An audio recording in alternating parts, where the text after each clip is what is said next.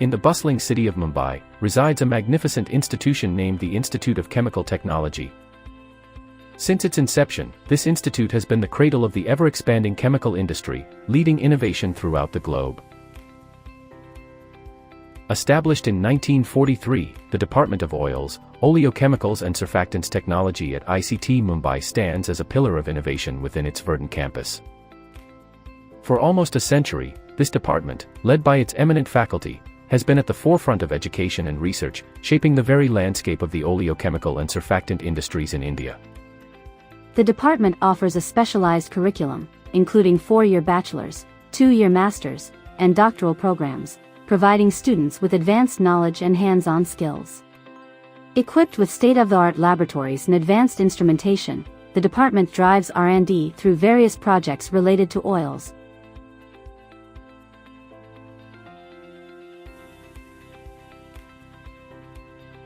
Surfactants, home and personal care, lubricants, and nutraceuticals.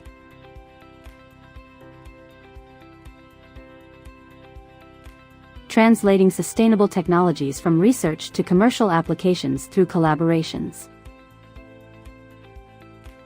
Dedicated pilot plant for edible oil extraction and refining.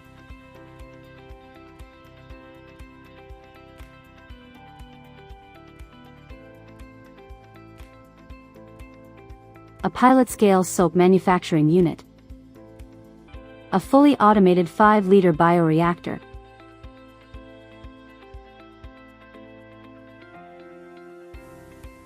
And an advanced grease pilot plant for biogreases, opens up avenues for new collaboration opportunities with industries.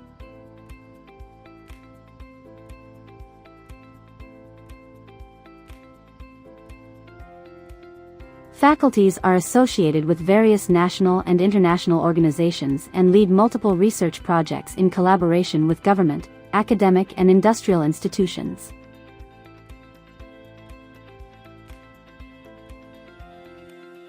Alumni of this department have cultivated global footprints, demonstrating remarkable innovation and technological prowess internationally.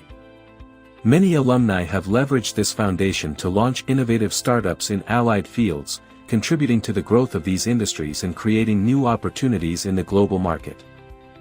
Committed to innovation and progress, the Department of Oils, Oleochemicals and Surfactants Technology welcomes collaborations that push the boundaries of science and technology, shaping the future of the industry.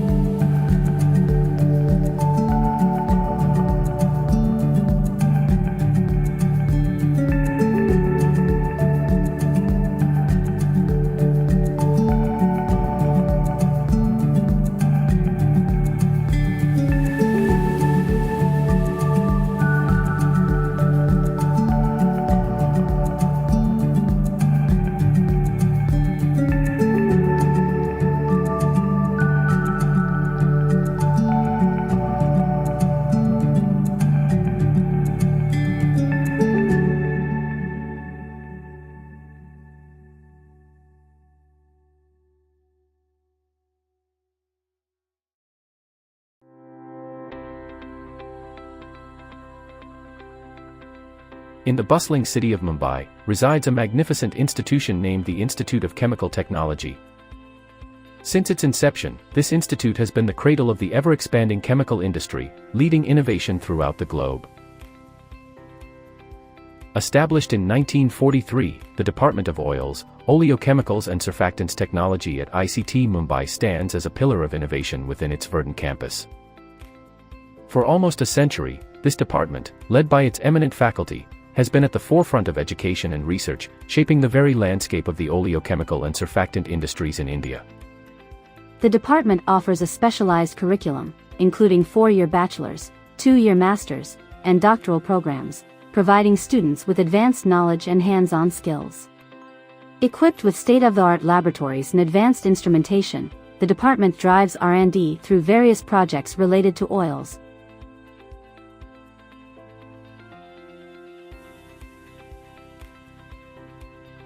Surfactants.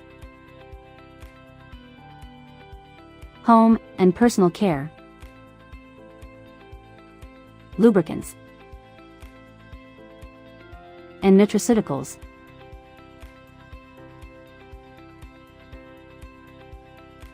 Translating sustainable technologies from research to commercial applications through collaborations. Dedicated pilot plant for edible oil extraction and refining.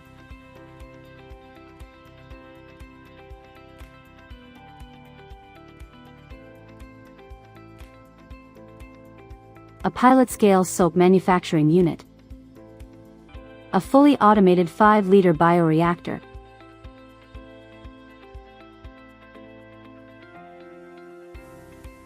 And an advanced grease pilot plant for biogreases, opens up avenues for new collaboration opportunities with industries.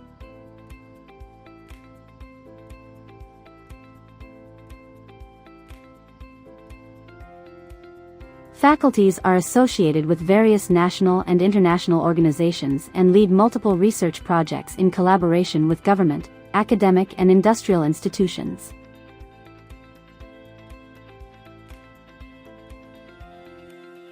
Alumni of this department have cultivated global footprints, demonstrating remarkable innovation and technological prowess internationally.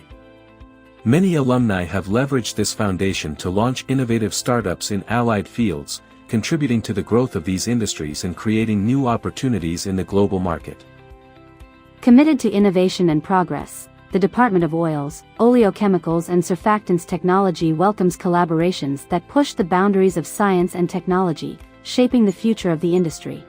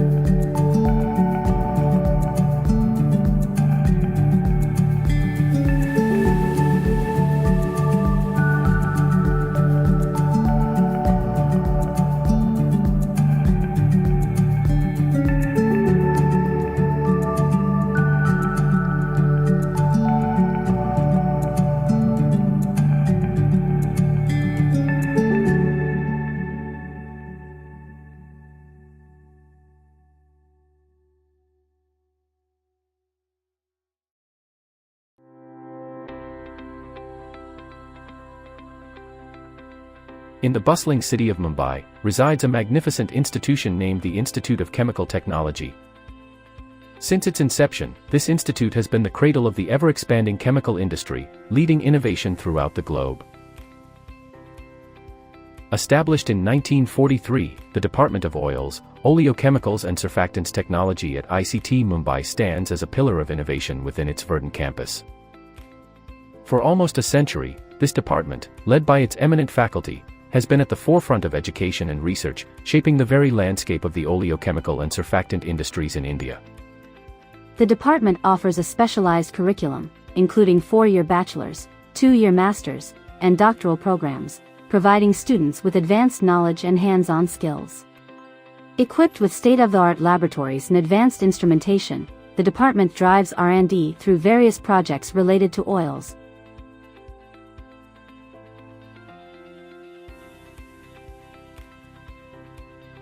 Surfactants,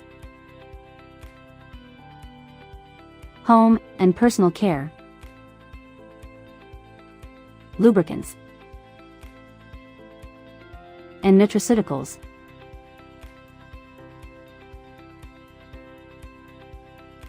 Translating sustainable technologies from research to commercial applications through collaborations. Dedicated pilot plant for edible oil extraction and refining.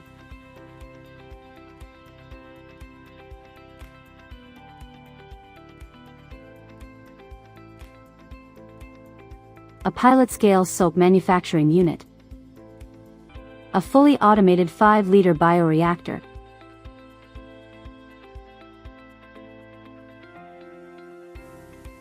And an advanced grease pilot plant for biogreases, opens up avenues for new collaboration opportunities with industries.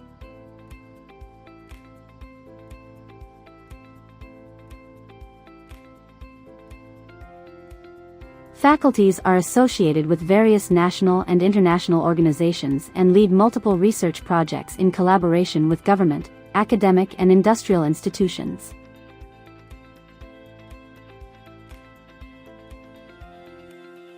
Alumni of this department have cultivated global footprints, demonstrating remarkable innovation and technological prowess internationally.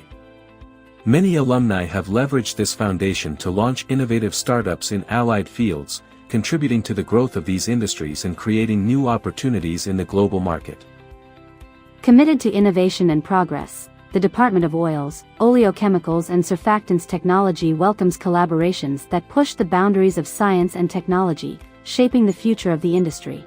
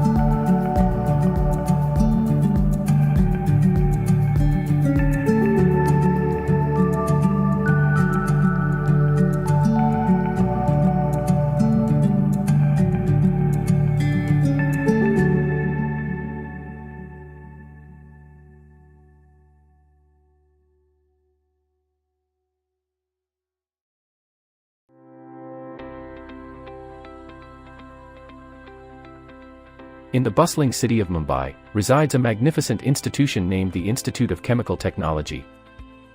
Since its inception, this institute has been the cradle of the ever-expanding chemical industry, leading innovation throughout the globe. Established in 1943, the Department of Oils, Oleochemicals and Surfactants Technology at ICT Mumbai stands as a pillar of innovation within its verdant campus.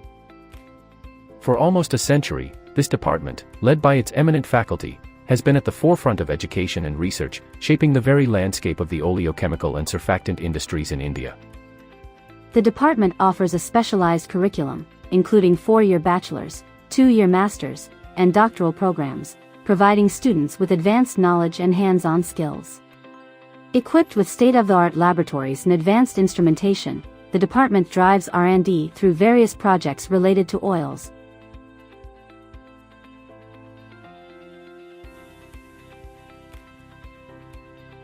Surfactants, home and personal care, lubricants, and nutraceuticals.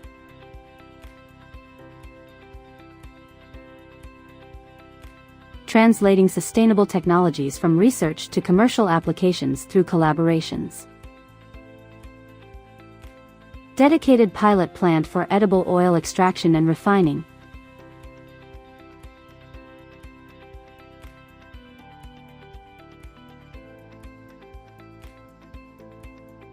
A pilot-scale soap manufacturing unit. A fully automated 5-liter bioreactor.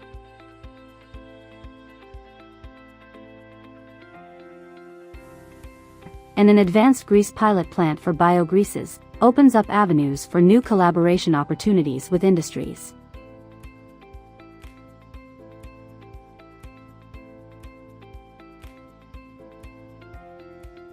Faculties are associated with various national and international organizations and lead multiple research projects in collaboration with government, academic and industrial institutions.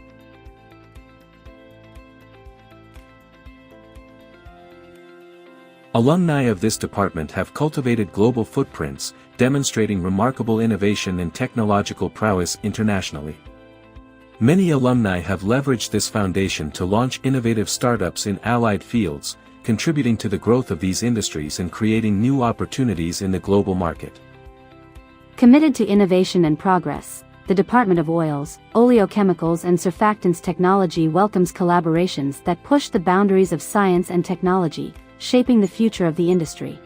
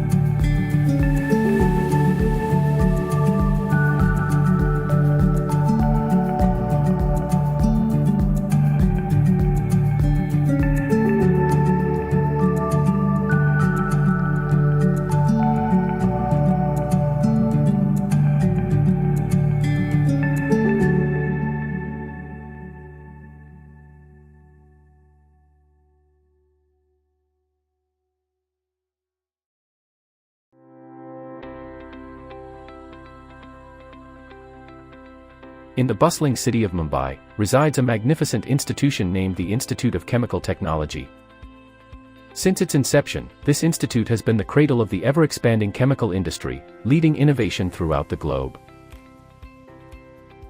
Established in 1943, the Department of Oils, Oleochemicals and Surfactants Technology at ICT Mumbai stands as a pillar of innovation within its verdant campus. For almost a century, this department, led by its eminent faculty, has been at the forefront of education and research, shaping the very landscape of the oleochemical and surfactant industries in India. The department offers a specialized curriculum, including 4-year bachelor's, 2-year master's, and doctoral programs, providing students with advanced knowledge and hands-on skills. Equipped with state-of-the-art laboratories and advanced instrumentation, the department drives R&D through various projects related to oils.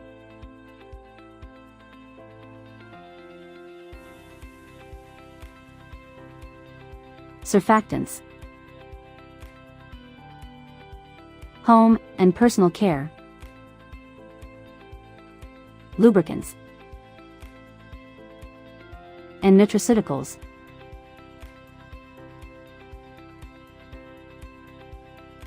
Translating sustainable technologies from research to commercial applications through collaborations. Dedicated pilot plant for edible oil extraction and refining.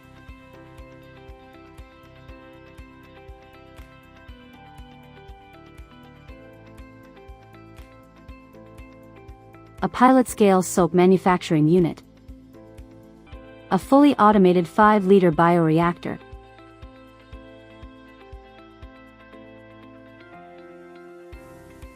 And an advanced grease pilot plant for biogreases, opens up avenues for new collaboration opportunities with industries.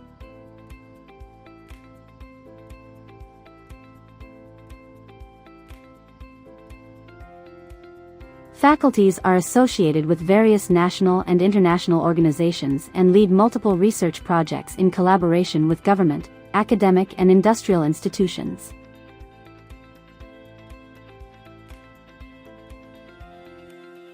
Alumni of this department have cultivated global footprints, demonstrating remarkable innovation and technological prowess internationally. Many alumni have leveraged this foundation to launch innovative startups in allied fields, contributing to the growth of these industries and creating new opportunities in the global market. Committed to innovation and progress, the Department of Oils, Oleochemicals and Surfactants Technology welcomes collaborations that push the boundaries of science and technology, shaping the future of the industry.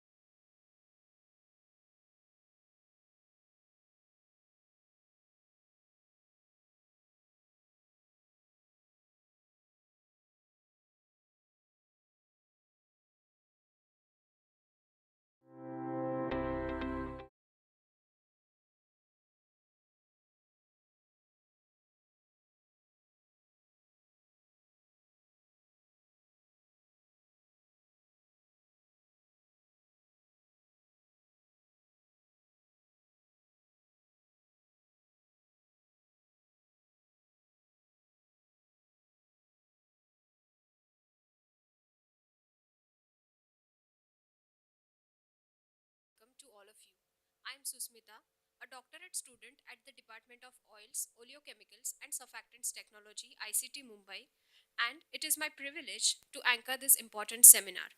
We are gathered here for a crucial and enlightening discussion beyond the label, the nutritional science of palm oil. We aim to look past common perceptions and dive deep into the science behind palm oil.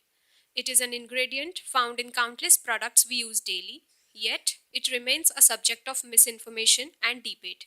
Today, we will hear from experts who will shed light on its nutritional composition and its role in health and nutrition. May I invite on the dais Dr. Rajiv Churi, National President OTAI, Professor Ravindra Kulkarni, President OTAI Western Zone and Vice Chancellor University of Mumbai, Mr. D.V. Chame, Vice President OTAI Western Zone, Professor Aniruddha Pandit, Vice Chancellor Institute of Chemical Technology Mumbai, Mr. Roshan Martis, Regional Manager, Malaysian Palm Oil Council, Professor Jyotsna Wagmare, Head, Department of Oils, Oleochemicals and Surfactants Technology, ICT Mumbai, and Professor Shivaram Garze, Dean Science and Technology, Professor at the Department of Chemistry, University of Mumbai. Can we have a huge round of applause for the dignitaries?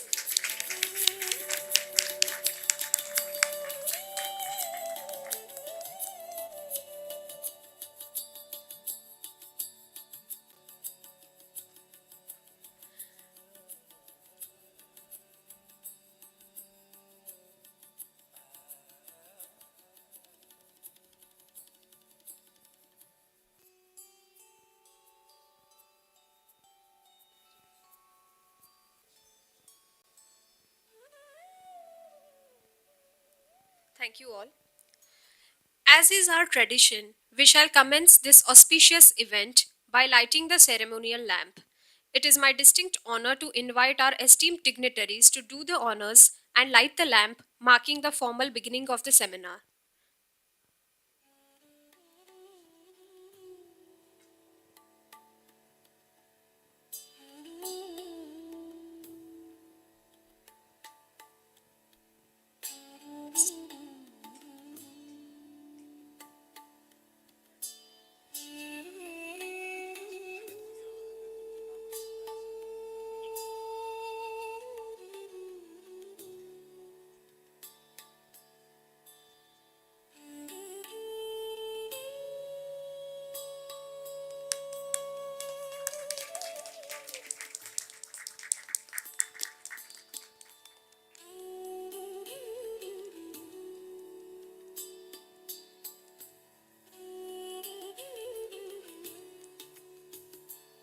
Thank you all.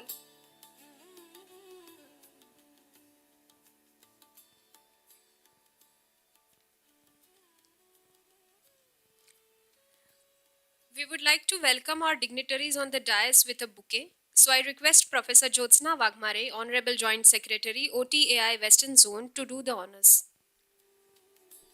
First to Mr. D.V. Chame.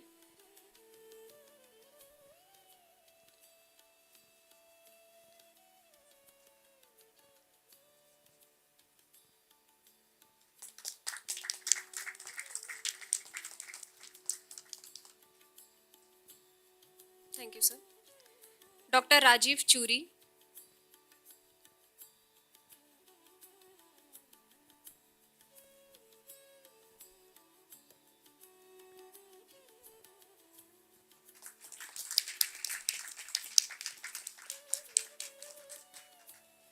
Mr. Roshan Martis.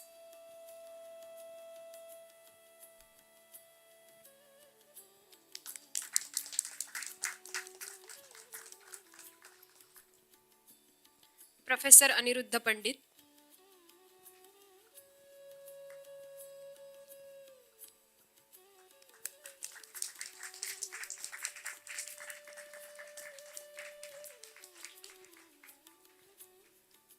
Professor Shivaram Garze.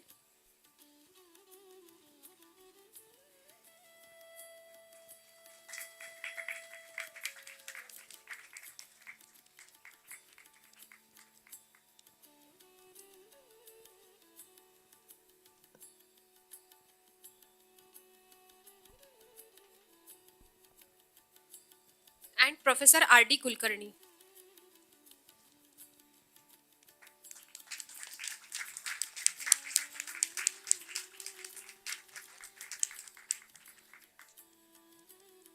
I would like to request Professor Jyotsna Wagmare to welcome Dr. B.F. Jogi, Registrar, ICT Mumbai, with a bouquet.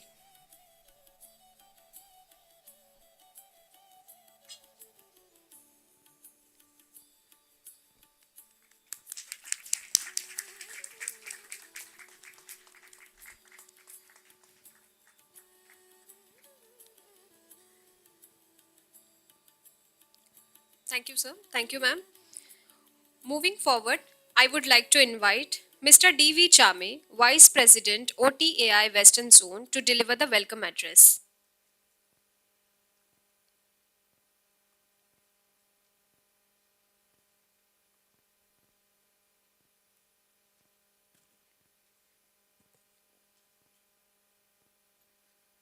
Good afternoon, everybody. Honorable Professor Dr. Pandit sir, Honorable Dr. Churi sir, Honorable Dr. R.D. Kulkarni sir, Dr. Shivhare, Dr. Professor Dr. Wagmare, Madam, and Mr. Martis, and Dr. Brooks, and Dr. Punjabi sir, and Mr.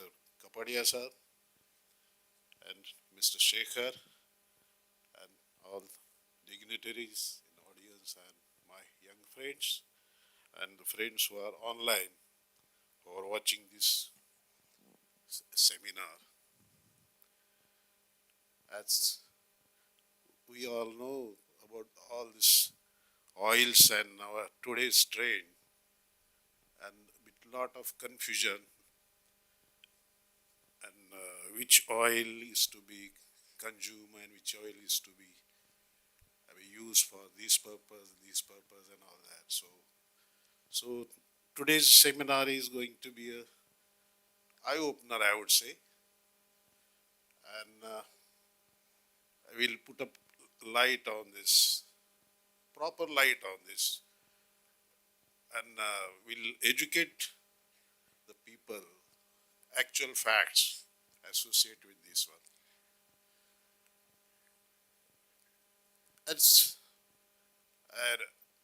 we all know, this palm oil, I will come to the direct to this point. This palm oil, in my view, today's trend. Nowadays, the cricket fever is on, so I would explain in a very short, nice term. This is all-round oil. As in cricket, we do say this is a bowler, batsman. I would add wicket keeper also to explain this oil. There is no other oil which do contains a range of various products. It's right from the unsaturated part, saturated one, and highly unsaturated one, and which are of use for the various purposes in the edible purpose as well as house and this industrial purpose. If you see this with physical processing, and also this palm oil do attract, this physical processing, let's say, without any chemical processing, this is the oil, and which we can derive various, as I mentioned, various products, fractions, after physical refining and then with this fractionation, various fractionation stages it goes through and derives the products.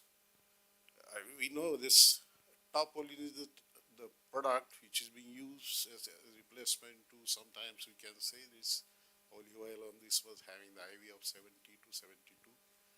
This contains around 42% as last after deriving all the stages. And this olein, I mean, this almost 36%. The stearine, which is there, the hardest part, it is around 7%, and the palm oil fraction around 24%, maybe somewhere here and there, and the soft stearine, that is around 13% of this. So if you see this configuration, so you get each and every part which is being used for edible frying and all this one, and for this confectionery fat, this one, and without any chemical changes. If you go to this palm kernel oil, this IV is around 22, and then after its dry fractionation, you can get around IV of 7, that is a hard part, and IV of 13, that is a soft part.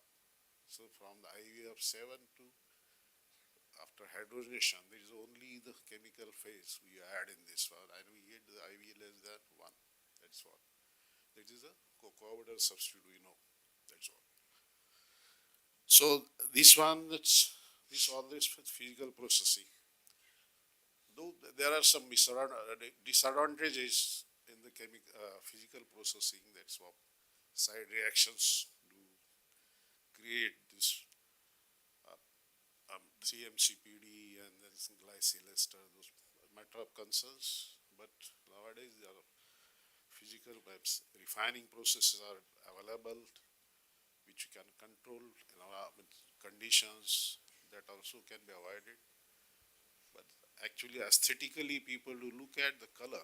I mean, if we can avoid that, I mean, if we change our perception of that, we want this light color is the best oil, it's not like that. The important part is what it is saying constituents. In particular, palm oil, these micronutrients which are there, this tocopherol and tocotrienols. Moreover, the trienols, you all know that trienols are more important, this micronutrients, which is, and that is, if it's the controlled processing conditions, you can retain those things. So, well, I can say this one, so that's misconceptions which are about this one. So, you have this about palm oil. Sometimes people they know palm oil and all this one, but I'm talking about impartially about. I mean, there are other oils also there which are having there are some advantages and all that. If you talk of soybean oil, it's modified process of extraction. You can extract linoleic, and oleic and steric. That's 2-3 stages of extraction. In a controlled temperature environment, you can do that. But this is oil which is very easily you can derive those products in this one. So with this, I mean, our experts are here and we are eager to listen from them in detail about, and we are all lucky to have this scholars who will be speaking on this one and putting light on it. We'll be getting more from them and understand. So thank you very much. Thank you, Amit ji, for all these arrangements and all this here. And thank you. We are eager to listen. Thank you, sir. Thank you, Mr. Chame, for your insightful words on utilization of palm oil. Your address has truly laid a wonderful foundation for the proceedings to follow. I would now like to invite Dr. Rajiv Churi, National President, OTAI, to address the gathering.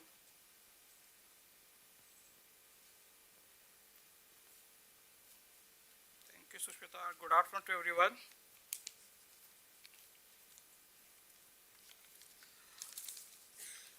So, dignitaries on dais, Vice Chancellor ICT Professor Aniruddha Pandit, sir, Professor R.D. Kulkarni, Vice Chancellor Mumbai University, Dean in Science, Dr. Roshan Martis, Regional Manager, MPOC, D.V. Chame, and Professor Garje, and Professor Josna, and I hope Mr. Chame, sir. Students and our esteemed speakers. You know about OTI, but let me brief something about those who have come first time. OTI, or Oil Technologists Association of India, was founded in 1943, registered in 1945 under Societies Registration Act. We are very proud of association having 80 years of legacy. The OTI is an organization comprising of eminent technologies, academia, researchers, scientists, analytical service providers, industrialists, plant and technology suppliers, and those involved in policy making. The association has own head office at head office at the HBTU Institute at Kanpur, and we operate through 5 zones: north, south, west, east, and the central zone. And they have a zonal offices at Kanpur, Kolkata, Delhi, Hyderabad, and Mumbai respectively. Association also publishes a quarterly scientific journal called Journal of Lipid Science and Technology, an international repute journal for the almost last 7 decades. OTA is continuously engaged in dissipation of relevant latest technical knowledge, know-how, processes, technologies since inception by organizing conferences, symposia, workshops, refresher courses, popular lectures, etc. The recent focus has been innovations, green technologies, value addition, and sustainability. OTI has been recognized by the Department of Science and Technology as a scientific and research organization devoted to promotion of R&D activities in the area of oils and fats and allied products. OTI works quite closely with international organizations like AOCS, JOCS, MPOC, which are the global bodies. Now coming to the beyond the label, the nutritional science of palm oil, an interesting name and an important subject. You must have come across label claims on many ready-to-eat food items saying no palm oil. The print media articles and social media messages positioning palm oil as a inherently unhealthy cooking oil, which is absolutely not supported by any scientific evidence, is quite concerning to oil technologists like me and others. They just appear to be strategies aimed at gaining the market differentiation and deliberate exploitation of the consumer sentiments through fear-based mongering, nothing else, or messaging. I'm not going to discuss here the health and nutritional aspects of the palm oil or physiological role, metabolism, and nutritional implications of palmitic acids. We have best available expert lined up to educate us on this with this thoughtfully structured schedule. But I have another point to make is the food security or demand for vegetable oils for India, mainly for cooking purpose as well as industrial applications. Let's address the 60%, over 60% import dependency for vegetable oils for India. As of this is the data I have collected from Department of Food and Public Distribution, Government of India. It says the largest producer of oilseeds in the world. We produced almost 41.66 million metric tons last year. We have a 12 to 15% global oilseeds area, it's a substantial area, but our output is quite low, minimal low, 5.5 to 6% of oilseed production. Our productivity is one of the lowest. And we consume 9 to 10% of global consumption. In India, year 2024, we imported edible oil in the tune of 16.1 million tons and consumption was 26.1 million tons. And out of this, the palm oil is the largest quantity. Consumption of edible oil in country has been rise, is almost reached 19.7 kilo per year per head. Many reasons: population, increasing per capita income, change in lifestyle, boom in food industry, and so on and so on. So in nutshell, our consumption is increasing, but we are lacking or we have not much of the production of the oil seeds. The surge in demand has significant and outspaced the domestic production, leading to a heavy reliance on imports to meet both the domestic and industrial needs. For year 2030, projected consumption will be 32.2 million tons for India, and imports will be to now 21 million tons with the CAGR of the 4.53%, whereas the domestic production will increase by only by 1.9%. And we are spending substantially on imports of vegetable oil. There are 10 main items on which we have the highest import, and just like a crude, electronic goods, electrical goods, the vegetable oil comes in the first 10. So why palm oil is important for food security for India with this background? Historically, for many years, palm oil alone is 36 to 37% of total global vegetable oil production. Palm is the only tree that gives over 4 tons of oil per hectare.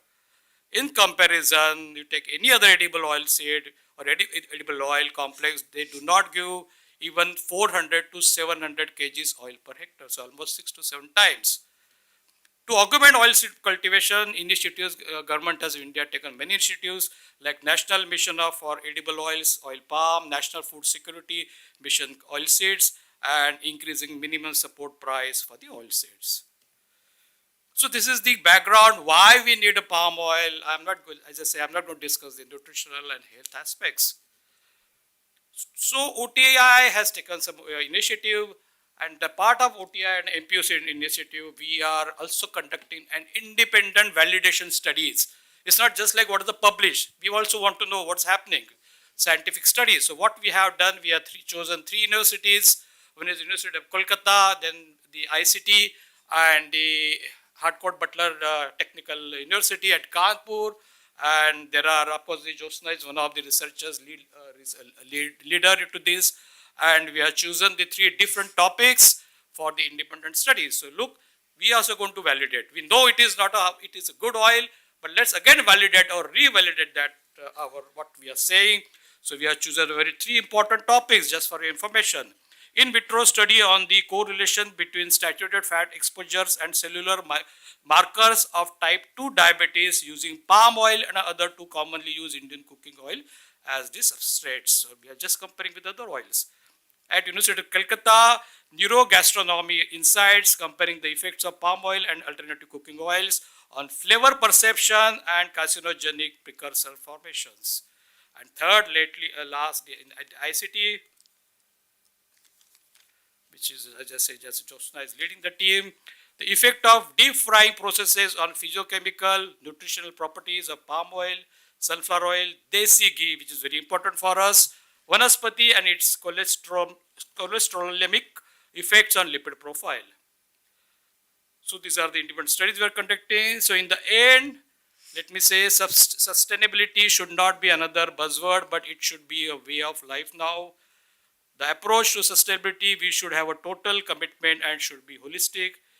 Going the green way addresses the ecological challenges, also makes good business sense. So thank you everybody, enjoy this seminar with the lots of takeaway. Thank you very much. Thank you, Dr. Churi. The key takeaways from your address will undoubtedly be a guiding force for all of us. Thank you. Moving forward, we all were looking forward to hearing from Ms. Belvinder Srom, CEO, Malaysian Palm Oil Council. But unfortunately, since she is unable to join us here today, due to some unavoidable circumstances, I would like to invite Mr. Roshan Martis, Regional Manager MPOC, to address the gatherings on her behalf. Please give a huge round of applause for Mr. Roshan Martis.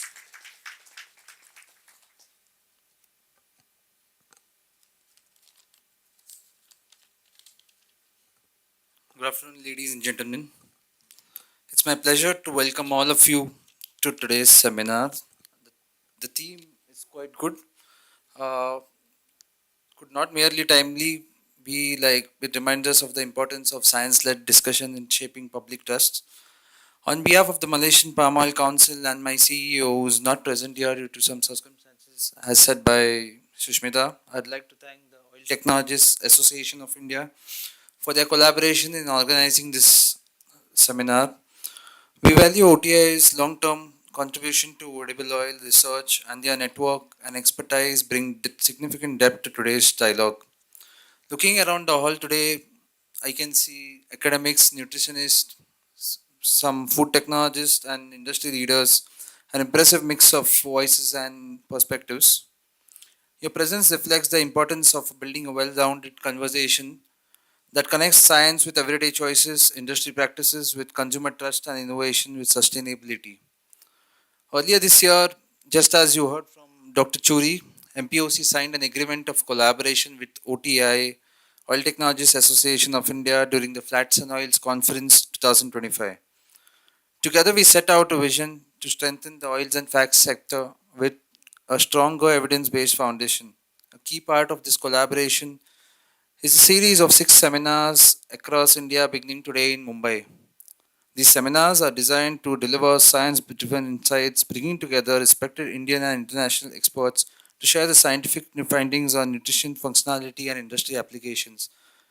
In parallel, MPSA and OTI has also partnered with 3 Indian leading universities in India, I can say, or institutes, to conduct joint research evaluating palm oil suitability in the local context. These studies explore nutrition, functional benefits, providing credible evidence that can shape a more informed understanding of palm oil. Adding to this momentum, MPOC has also formalized a collaboration with the Indian Vegetable Producers Association (IVPA) in July during the annual conference. Through OTAI and IVPA, we are creating a strong ecosystem that ensures palm oil is supported not only at the consumer level but also within industry, regulatory, and policy frameworks. As we begin, I would like to urge all of you to make the most of the presence of our distinguished speakers today, particularly I can say Dr. James Brooks, an internationally respected authority on science and nutrition from the US, and lipid science, and many more experts present today. Alongside him, also there are some senior experts who will share their insights and topics such as cooking oil and cardiac health. Their perspectives will help bridge the gap between research and practical applications. So I will encourage all of you to engage fully and take this opportunity to deepen the dialogue. Over the past years, MPOC has also worked consistently to address misconceptions around palm oil, guided by facts and scientific evidence. I'm encouraged to see this momentum reflected beyond industry and academia. Recently, well-known journalist Sushant Sinha, who reaches millions of followers on social media, released an in-depth video investigation into palm oil. In this video, he carefully examined common myths and presented evidence-based insights, referencing ICMR NIN dietary guidelines, and underscored palm oil's nutritional attributes and its versatility in cooking. His balanced perspective helps shift the conversation from fear to facts. As we open today's seminar, I'd like to leave you with some key highlights from Sushant's video, an example of how independent voices can help inform the public with science and evidence. Can we have the AV, please? आज की date में खराब lifestyle सबसे common बात, देर तक जागना है, mobile रात तक जो है वो देख रहे हैं, रील ऊपर स्वाइप करते जा रहे हैं, लेट से उठ रहे हैं, अनाप शनाप खा रहे हैं, और फिर हम एक विलन ढूंढते हैं जिस पर हम अपनी खराब सेहत का ठीकरा फोड़ सकते। और इसमें टॉप पर एडिबल ऑयल यानी खाने का तेल होता है। इसी तरह सालों पहले हमारे बड़े बुजुर्ग खाने में जिस घी और तेल का प्रयोग करते थे उसे भी खराब बताया जाने लगा। खास तौर पर पाम ऑयल यानी ताड़ का तेल हमारे देश में बहुत पहले से प्रयोग होता रहा, लेकिन जब मल्टीनेशनल कंपनियों ने भारत में एंट्री की, जगह बनाई, तो सबसे पहले भारत की पारंपरिक चीजों को स्वास्थ्य के लिए खराब बताना शुरू। और इसी दौरान लोगों के मन में एक तरह से यह भर दिया गया कि पाम ऑयल यानी ताड़ का तेल सेहत के लिए ठीक नहीं। नो पाम ऑयल के लेबल्स लगने लगे। पाम ऑयल की डिटेल जानने से पहले शुरुआत में आपको पाम ऑयल के कुछ फायदे बताएं। जैसे पाम ऑयल में ट्रांस फैट नहीं होता, यह विटामिन ई से भरपूर होता है, और पाम ऑयल में एंटीऑक्सीडेंट्स होते हैं। अब पाम ऑयल के बारे में बिना किसी साइंटिफिक एविडेंस के गलत जानकारी फैलाई जा रही है। आज जो बीमारियां हैं जैसे मोटापा, डायबिटीज, दिल के रोग, ये पिछले 20-25 सालों में तेजी से बढ़े, और इसके लिए सिर्फ एक तेल को जिम्मेदार बताना क्या सही है? पाम ऑयल को तो बड़ी बड़ी संस्थाओं की तरफ से बकायदा रेकमेंड किया जाता है। देश की बड़ी संस्था है आईसीएमआर और एनआईएन, इनकी गाइडलाइन में पाम ऑयल पर क्या कहा गया है आप सुनेंगे तो बहुत हैरान रह जाएंगे। आईसीएमआर और राष्ट्रीय पोषण संस्थान यानी एनआईएन ने 2024 में डाइटरी गाइडलाइंस जारी की फॉर इंडियंस। इसमें हेल्दी लाइफ के लिए फैट्स की भूमिका अंडरलाइन किया। इसके मुताबिक भोजन में फैट का बैलेंस इस्तेमाल जरूरी है। यह बीमारियों के जोखिम को कम करने में मददगार होता है। आईसीएमआर और एनआईएन की गाइडलाइन में पाम ऑयल के न्यूट्रिशन वैल्यू को साफ तौर पर मान्यता दी गई है, यानी आईसीएमआर पाम ऑयल को मान्यता दे रहा। पाम ऑयल की बैलेंस्ड फैटी एसिड प्रोफाइल का जिक्र किया गया है। पाम ऑयल में मोनो अनसैचुरेटेड फैटी एसिड, जिसको मूफा कहते हैं, इसकी भरपूर मात्रा होती है। मूंगफली, तिल, कपास और ऑलिव ऑयल जैसे तेलों की कैटेगरी में पाम ऑयल आता है। पाम ऑयल को बैलेंस आहार के हिस्से के रूप में लिया जाए तो इससे कई हेल्थ बेनिफिट भी मिलते हैं, जबकि सच्चाई यह है कि पाम ऑयल में कई खूबियां होती हैं। जैसे पाम ऑयल में टोकोफेरोल्स और टोकोट्रायोनोल्स जैसे माइनर कंपोनेंट्स होते हैं, जो इसके प्राकृतिक स्वाद और एंटीऑक्सीडेंट गुणों के लिए जिम्मेदार होते हैं। टोकोट्रायोनोल्स को खून में कोलेस्ट्रॉल को कम करने में सहायक बताया गया। आईसीएमआर एनआईएन की गाइडलाइंस ये भी साफ साफ कहती है कि सभी वनस्पति तेलों में कोलेस्ट्रॉल नहीं होता, ये केवल पशु आधारित खाद्य पदार्थों में पाया जाता है। पाम ऑयल का संतुलित fat structure saturated mono unsaturated यानी मूफा और पोलो अनसैचुरेटेड फैटी एसिड यानी पूफा का संतुलित मिक्सचर हेल्थ के लिए फायदेमंद माना जाता है। पाम ऑयल में करीब 40 से 45% सैचुरेटेड फैट होता है। पाम ऑयल गुड कोलेस्ट्रॉल यानी एचडीएल को बढ़ाने और बैड कोलेस्ट्रॉल यानी एलडीएल को घटाने में भी मदद करता है। भाई यहां तक कि डब्ल्यूएचओ वर्ल्ड हेल्थ ऑर्गेनाइजेशन भी मानता है कि फैट हमारे आहार का एक आवश्यक हिस्सा है और ये खास रूप से बढ़ते बच्चों के लिए बहुत जरूरी है। हाल ही में इफ्बा ने नो पाम ऑयल जैसे टैग के बढ़ते चलन पर चिंता जताई। नो पाम ऑयल गुमराह करने वाली रणनीति है जो स्वास्थ्य संबंधी डर का व्यापार करती है। हेल्थ और food choice social media trend से तय हो रहे हैं। ऐसे इन्फ्लुएंसर से स्वास्थ्य सलाह न लें जिनके पास एक्सपर्टीज नहीं है, ये कहा गया। हाल के सालों में कई एक्सपर्ट्स, फिटनेस गुरु और ऑनलाइन इन्फ्लुएंसर्स पाम ऑयल के खिलाफ मुहिम चला रहे हैं, जिनमें फैक्ट से ज्यादा डर और सनसनी होती है। पाम ऑयल का सच 4 पॉइंट में बताया जा सकता है कि किफायती है, पोषक है, सीमित मात्रा में सेवन पूरी तरह सुरक्षित और भारत की अर्थव्यवस्था और किसानों के लिए भी फायदेमंद। आप ये भी देखिए कि खुद भारत सरकार पाम ऑयल के इस्तेमाल के नुकसान की बात से इनकार कर रही है। मार्च 2025 में संसद में सरकार का बयान था कि पाम ऑयल के सेवन से स्वास्थ्य पर प्रतिकूल प्रभाव पड़ने के कोई यूनानिमस साइंटिफिक एविडेंस है ही नहीं। पाम ऑयल सिर्फ तेल नहीं बल्कि इकोनॉमी के पहिए को घुमाने में भी हेल्प करता है और बिना सच्चाई जाने पाम ऑयल के खिलाफ चलने वाले कैंपेन का हिस्सा मत बनिए। हेल्दी लाइफ के लिए कोई एक तेल जिम्मेदार नहीं। अपनी लाइफस्टाइल में बदलाव करिए, एक्सरसाइज कीजिए, खुद को फिजिकली फिट रखिए, एक्टिव रखिए और बिना रिसर्च किसी भी चीज को दोष मत दीजिए। Let's look forward for today's seminar and thank you so much. Thank you, Mr. Martis, for your powerful emphasis on the need for going beyond the label and establishing scientific and evidence-based decisions by the consumers. Thank you. I would request Mr. Martis to kindly accept the memento on behalf of Ms. Delvinder Sron, CEO, MPOC. I kindly request Mr. D.V. Chame to present a memento.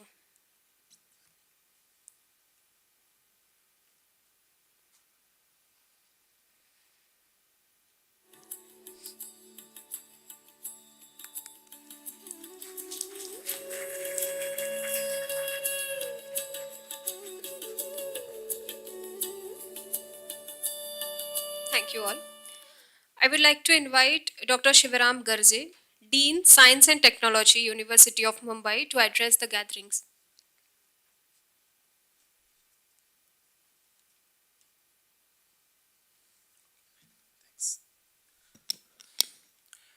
Dr. Aniruddha Pandit, Vice Chancellor, ICT, Dr. Kulkarni, our Honorable Vice Chancellor, University of Mumbai, Dr. Churi, Dr. Chame, Dr. Josna, and all other dignitaries on the dais of the dais, and my dear students. This particular seminar you might have realized now, particular students, that it is about the nutritional values of the palm oil.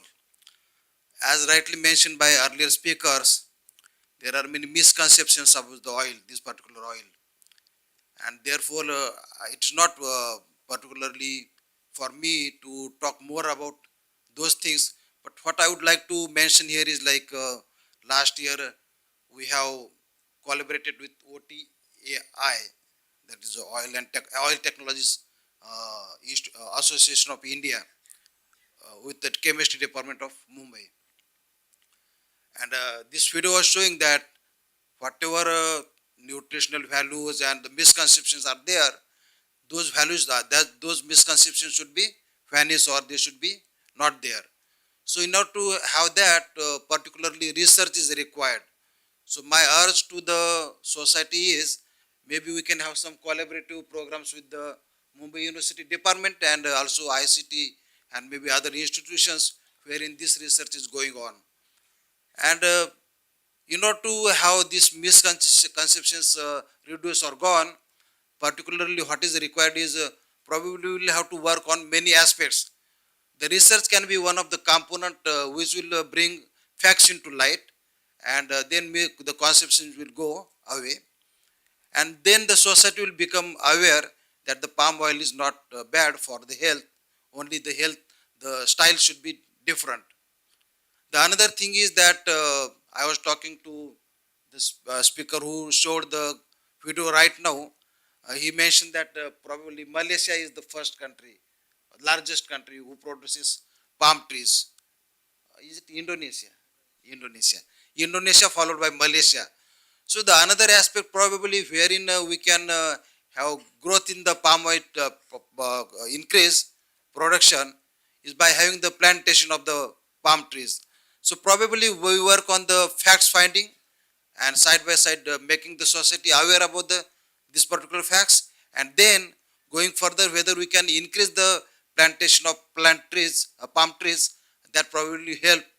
And then rightly it mentioned in this particular video that our earlier people, ancient like since earlier days, we're using palm oil, so that will those things will come back again.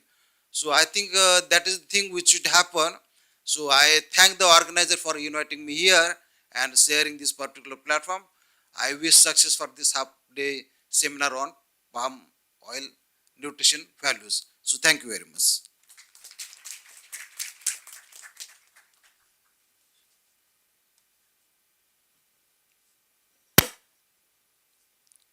Thank you, Professor, for sharing your valuable thoughts and being with us here today. I request Mr. D.V. Chame to present a memento to Professor Shivaram Garje.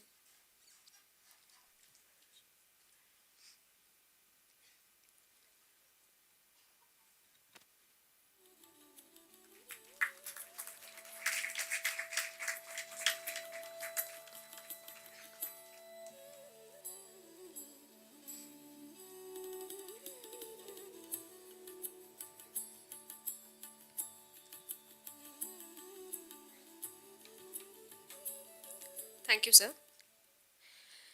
It is now my distinct honor and privilege to invite a visionary scientist, Professor Aniruddha Bhalchandra Pandit, Vice Chancellor ICT Mumbai, to enlighten us with his wise words.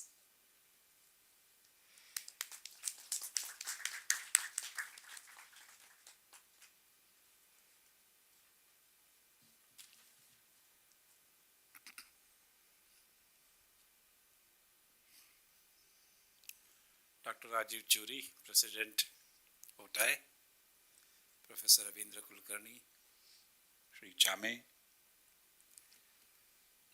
Dr. Martis, Dr. Garje, Dr. Punjabi, Dr. Brooks, Survey, Jyotsna, Amit, all my colleagues, and all of those who have gathered here. And I think the video which you just saw of Sushant Sinha clearly highlighted all the aspects of palm oil. I have been associated directly or indirectly with the oil business in terms of refining of vegetable oils when I was working as a consultant to Marico as well as consultant to Godrej, and also had visited the plantation of Godrej in Vizag and then to Goa. Though we say that palm is an excellent oil, no doubt nutritionally it is one of the best oils, but because it still contains a significant quantity of saturate, me if I am wrong, survey, but it is in the range of about 800 to 1200 ppm. That's about it. But if you isolate that, get it in a pure crystalline form and sell it, and if you sell it at the market price, you can get palm oil free of cost. Really, it's very similar to the mechanism which you understand if you have a cow or a buffalo, and if you can harvest all the nutrients in terms of its carbon for the soil, in terms of nutrients which are coming out from dung as well as urine, and if you can isolate and recover all those components, you can get milk free.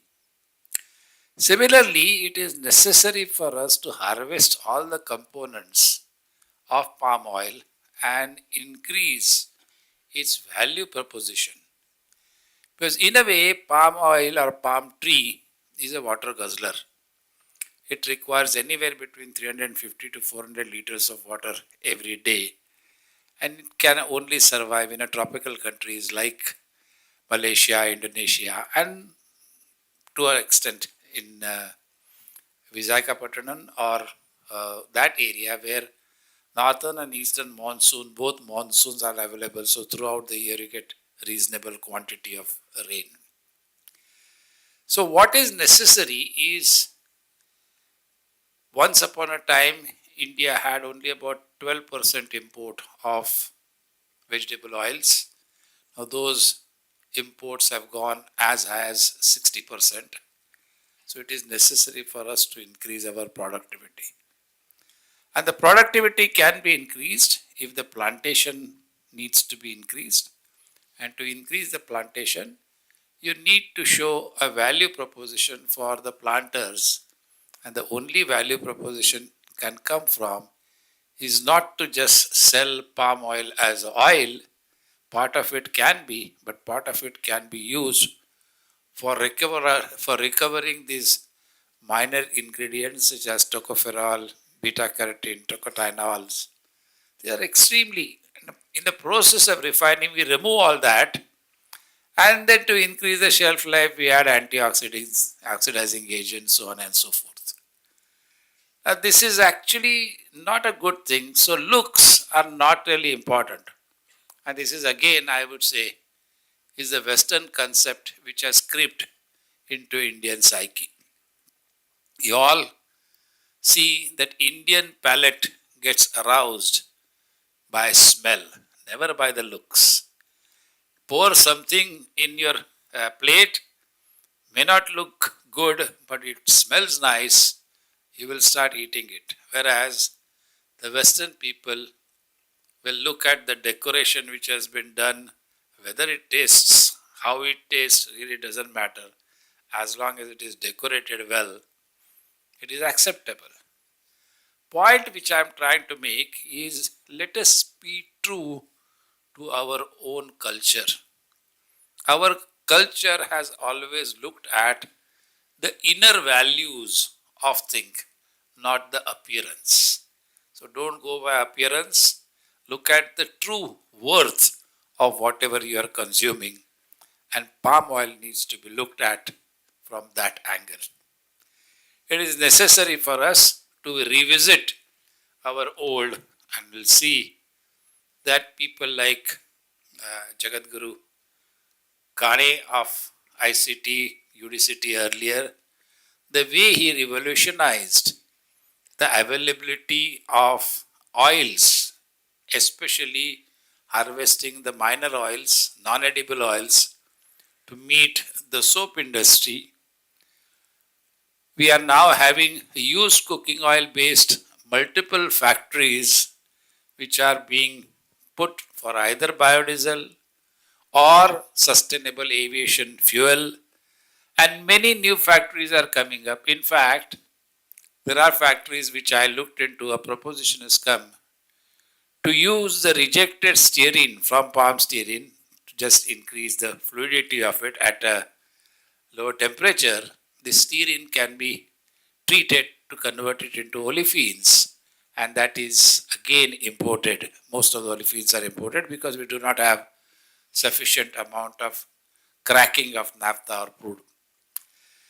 So if you look at all our resources, and if we really try to valorize the resources and share the spoils with the growers, it is necessary for us to grow together. I'm sure this, and I'm really looking forward to listen to Dr. Punjabi's talk in terms of cardiology or cardiovascular health and palm oil. And indeed, everything in moderation is good. So let us hope, and I am sure that we will revisit our old traditions and get whatever we do in moderation, not necessarily following Western culture, Western diet, but stick to our roots and be healthy, strong, and vikasit. Thank you. Thank you very much for inviting me here. Thank you, Professor Pandit, for your insightful and thought provoking address. We are truly grateful for the time and wisdom you have shared with us today. Your presence has been an immense honor to us. I would like to invite Mr. D.V. Chame to present a memento to Professor Pandit as a token of appreciation.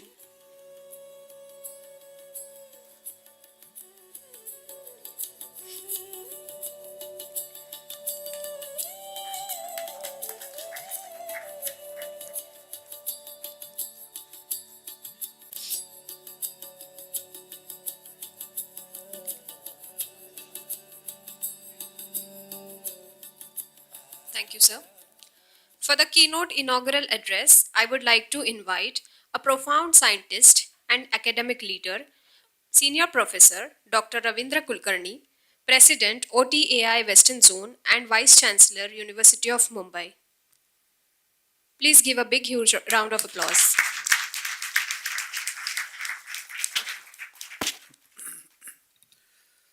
Professor Aniruddha Pandit, Vice Chancellor, Institute of Chemical Technology. Dr. Rajiv Turi, National President, Oil Technologists Association of India. Dr. Chame, Vice President. Our Head of the Department, Professor Josna Wagmare. University of Mumbai, Dean Science and Technology, Professor Shivram Garje. Roshan, representing Malaysian Palm Board. Dignitaries on the front side, and the one who is going to speak in the after inaugural session, Dr. James Brook, Dr. Punjabi. And then we have Dr. Amit Pratap, Kapadia sir, and all chemistry department colleagues from my University of Mumbai. Friends, this particular way of presentation with reference to palm oil, so as to have a right understanding about nutritional benefits, nutritional scenario, and a overall understanding about the different oils and fats in reference to palm oil.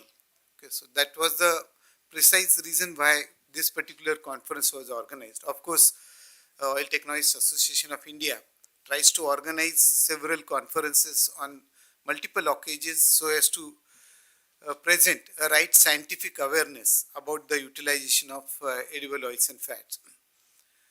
Now, when you look at the overall statistics of worldwide availability of oils, palm oil naturally stands at number one, and assuming largest utilization in the edible sector. From the palm oil itself, when you look at its overall utilization pattern, 85% of the palm oil normally goes to food sector. And with health consciousness becoming a word of the day, naturally it was pertinent to undertake a lot of research on the nutritional aspects and probably connected parameters, like when use of oils are being talked about, we normally talk about, like Dr. Punjabi would be presenting, we would be talking about a triglyceride profile, cholesterol profile in terms of LDL, HDL. So coronary heart disease, which is one of the most rated serious disease, leading to a very high rate of death. So from that perspective, naturally every oil is examined, and palm oil which is consumed on a larger scale world across, and India is of course one of the leading country in consuming, in fact importing as well. So it's not surprising that we would come across lot of research publications which are undertaking research studies. And over last 10 years, if you look at the publications word across through various databases, then we do find, at least in last 10 years, we come across at least 200 to 225 papers, research papers, specifically focused on nutritional aspects of palm oil. While we look at on the research papers that is being published word across, simultaneously we come across lot of research projects which are being carried across.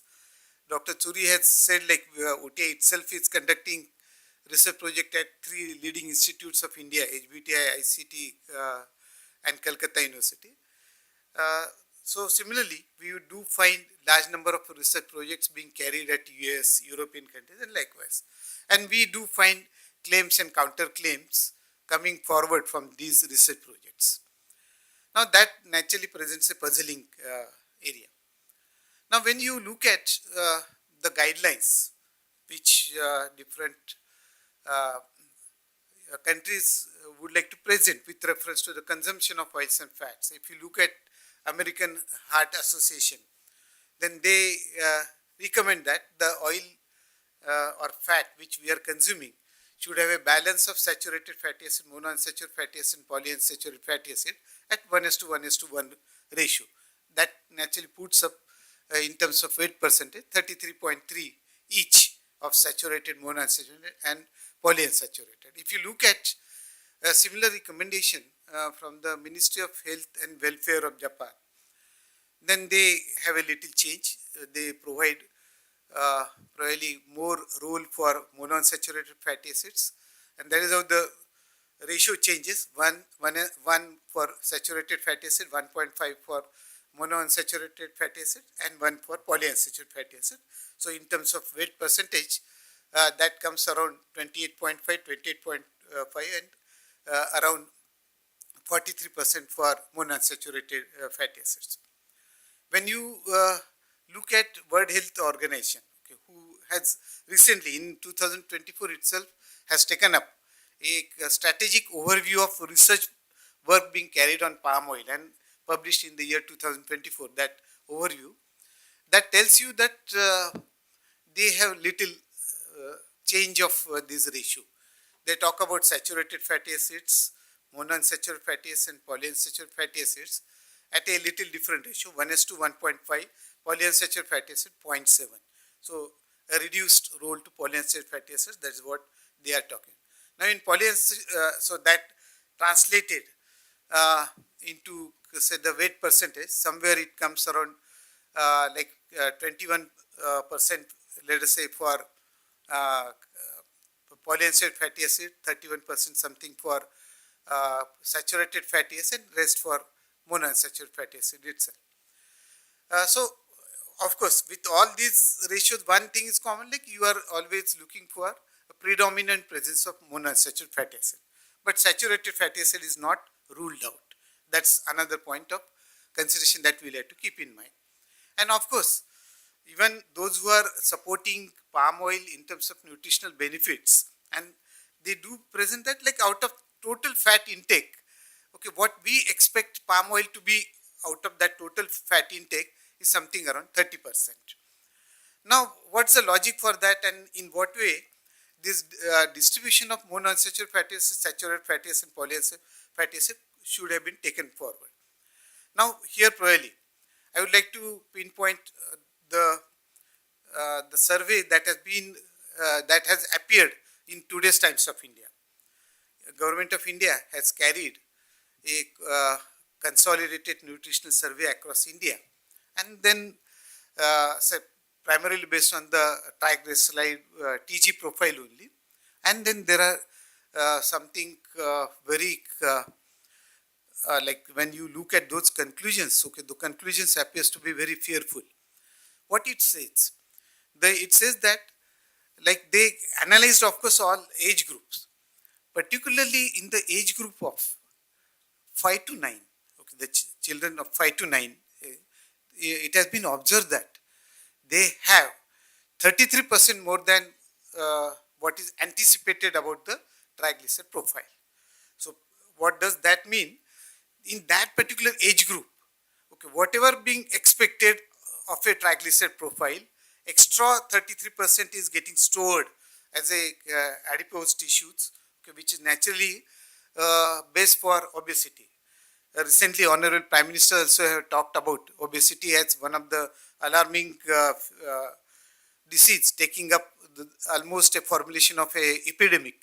And if you go by just word statistics, we do observe that around world across 0.9 million of adults are suffering from obesity, and as far as children is concerned, below age of 5, somewhere in between 1 is to 5. Okay, the figure is also very high, around 42 million world across. So it is taking up an epidemic proportion. So that is presenting something in alarming point of view. And here, probably we'll have to have a right perspective, right overview of all oils and fats, of course with a specific reference of palm oil, because palm oil is consumed at highest level in food, and naturally that becomes a focus point, and then probably we'll take up other oils simultaneously into discussion part. Now, when you look at saturated, polyunsaturated and monounsaturated fatty acids, probably it's not a complete word, okay? Because just going by a presence of saturated, now when you look at all those three statistical points, whether given by American Heart Association or whether given by the Japan Ministry or whether it is given by WHO. So we do understand that none of the oils and fats world across will fulfill those ratios. So we need to follow blending of oils and fats. And the palm oil researcher themselves presents that at least out of that 30% should come from palm oil, and then rest of you can have a balance, let us say from something based on omega-3 fatty acid carrying oils and like other way. Now, this balance itself doesn't present a complete picture. So let us like take up examples of different kinds.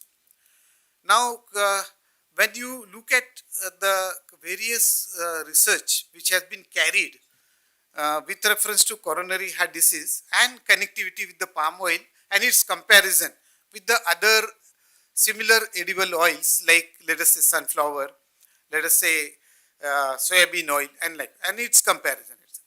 So some of the, and even olive oil.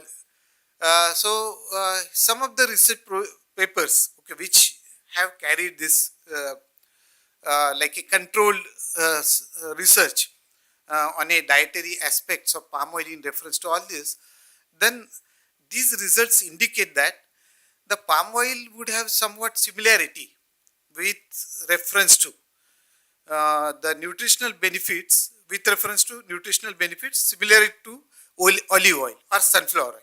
Now that's a naturally again a puzzling figure. Olive oil has around 78% oleic acid.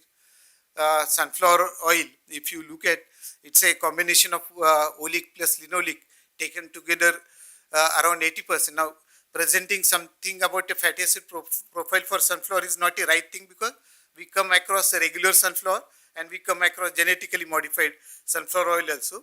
So genetically modified sunflower oil will have very high oleic content. On the other hand, a normal sunflower oil will have a more linoleic content. So consolidated, we'll say around 80%. On the other hand, palm oil, if you look at fatty acid composition, okay, the 50% comes from saturated and 50% comes from the mono and polyunsaturated itself, like something. And out of that saturated, we would see in a palm oil around 44% palmitic acid, and then under unsaturated fatty acids, we do observe that around 37 to 39% oleic acid and roughly 11% linoleic acid. Now, with such a fatty acid composition, and then presenting, like coming across something, a conclusion from certain studies that it is having somewhat similar nutritional aspects as far as coronary heart disease are concerned, somewhat nutritional aspects similar to that of olive oil or sunflower oil. That naturally presents a different picture, because both of, so olive oil is very rich in monounsaturated fatty acid, oleic acid to the level of 78%, sunflower total together oleic plus linoleic around 80%. On the other hand, palm oil has around 50% unsaturated fatty acid. So what makes this particular picture in a different context? Because reference is different, results are coming different. Now here probably we'd like to look at animal fat simultaneously. When we look at lard, a pig fat, and then if you compare the fatty acid composition of lard or even somewhat tallow also, like an animal tallow, particularly the one obtained from the cattle feed, we would see that lard and palm oil is somewhat similar in fatty acid composition. And lard is now completely rated as unsafe from the cardiovascular diseases perspective. Now, what is the basic? Now, lard also has of course, compared to palm oil, the palmitic acid content of lard is lower. It is around 26%. Palm oil has 44%. But then it has like saturated fatty acids, like in the form of stearic acid also, in sufficiently higher amount. And oleic, probably oleic, linoleic, again taking up somewhat similar to 50. So saturated and unsaturated, if you, then it comes around 50 only. Now, if one, with reference to fatty acid composition, if one is coming across a very deadly from the perspective of coronary heart disease, on the other hand, the other coming what, like through research analysis, that somewhat they may have similarity to olive oil or sunflower oil. Okay. So there probably we understand that it's not just fatty acid composition which will give you complete understanding. The distribution of fatty acids across glycerol, the triglyceride, presents a different picture. So same fatty acid composition, but if they are getting distributed across the three positions of glycerol, two positions are primary, 1 and 3, and second position a secondary one. If the distribution of the fatty acids across lard and say that for palm oil, if you compare, then you get totally different distribution between palm oil and the lard itself. In case of a lard, we observe that out of total palmitic acid which is present in lard, 72% is present at second position. While in case of palm oil, the palmitic acid is present at 1 and 3 position. Almost 80% of the palmitic acid is present at 1 and 3 position. And in case of a lard, the palmitic acid is predominantly placed at second position. Okay. So this difference, okay, is being presented as SN2 hypothesis word across in terms of research analysis, SN2 hypothesis. So it is said that whenever you have at second positions being occupied, okay, now that is the case with all vegetable oils together, and that's how they have somewhat similarity, that all vegetable oils will have oleic as a predominant and linoleic as a supporting. Okay, they would occupy preferably the second position, and that happens with olive oil, that happens with sunflower oil, and that happens with palm oil as well.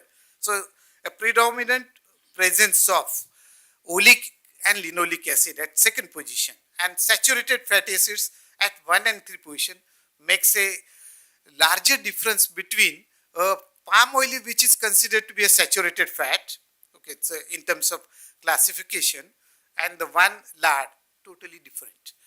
So that has to be understood. Now here probably I need to make one more point clear. So just because everything has to be scientifically understood only and nothing.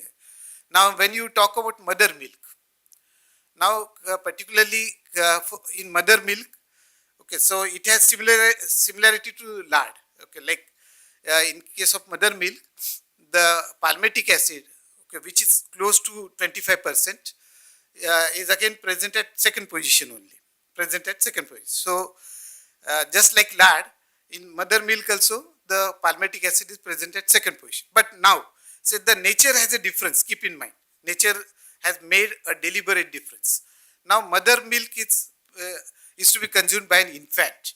Having palmitic acid present at second position makes the absorption of mother milk fat very easier for an infant, and that provides a very good development of the nervous system of the baby.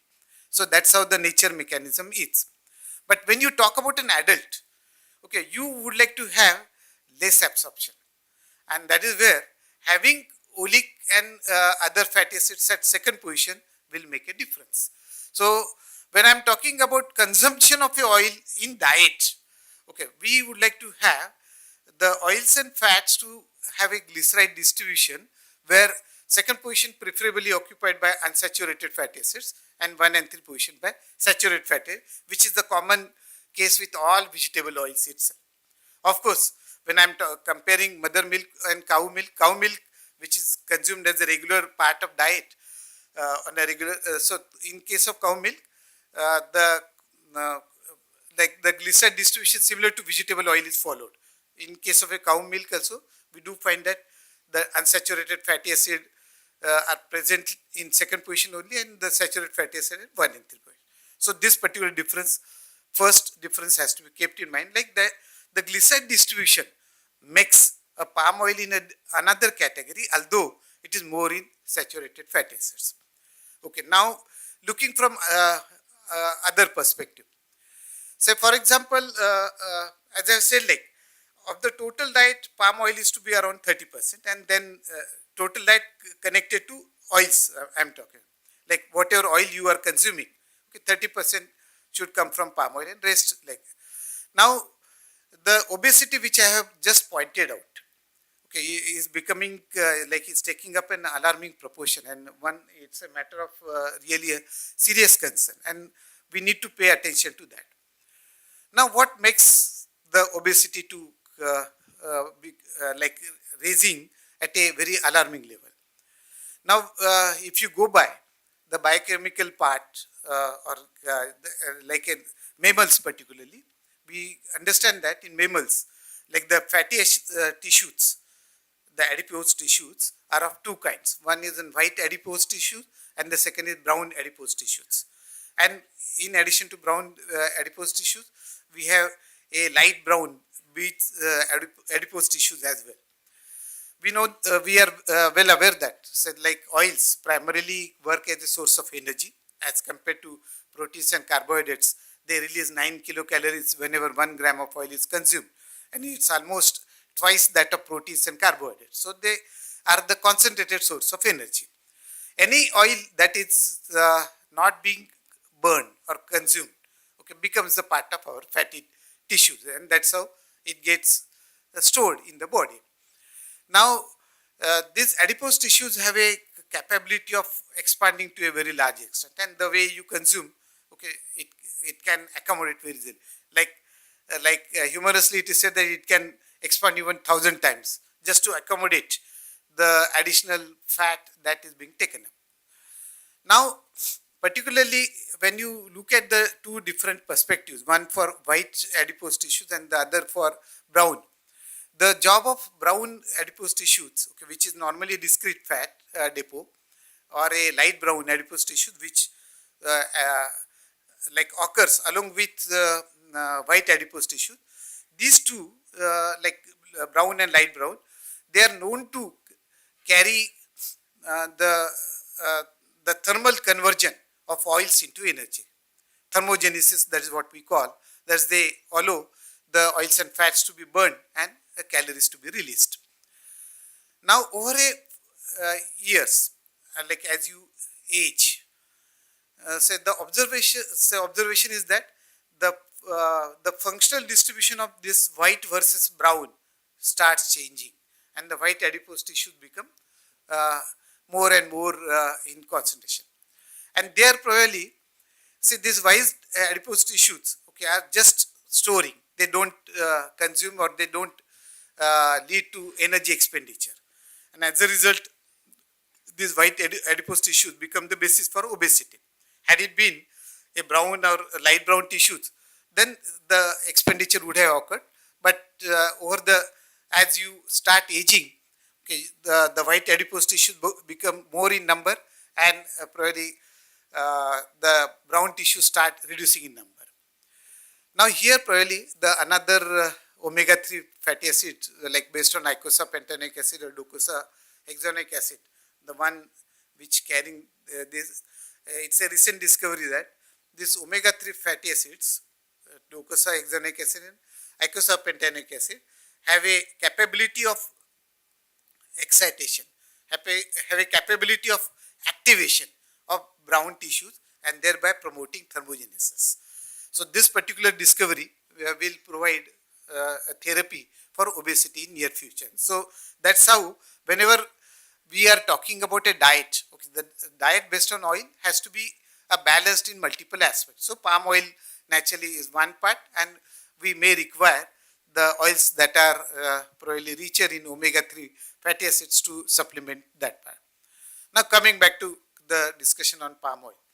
Now it has been presented by all previous speakers that the palm oil carries lot of bioactives. In fact, the discussion on saturated monounsaturated fatty acid and polyunsaturated fatty acid has become so much focused that we started neglecting the role the bioactives play.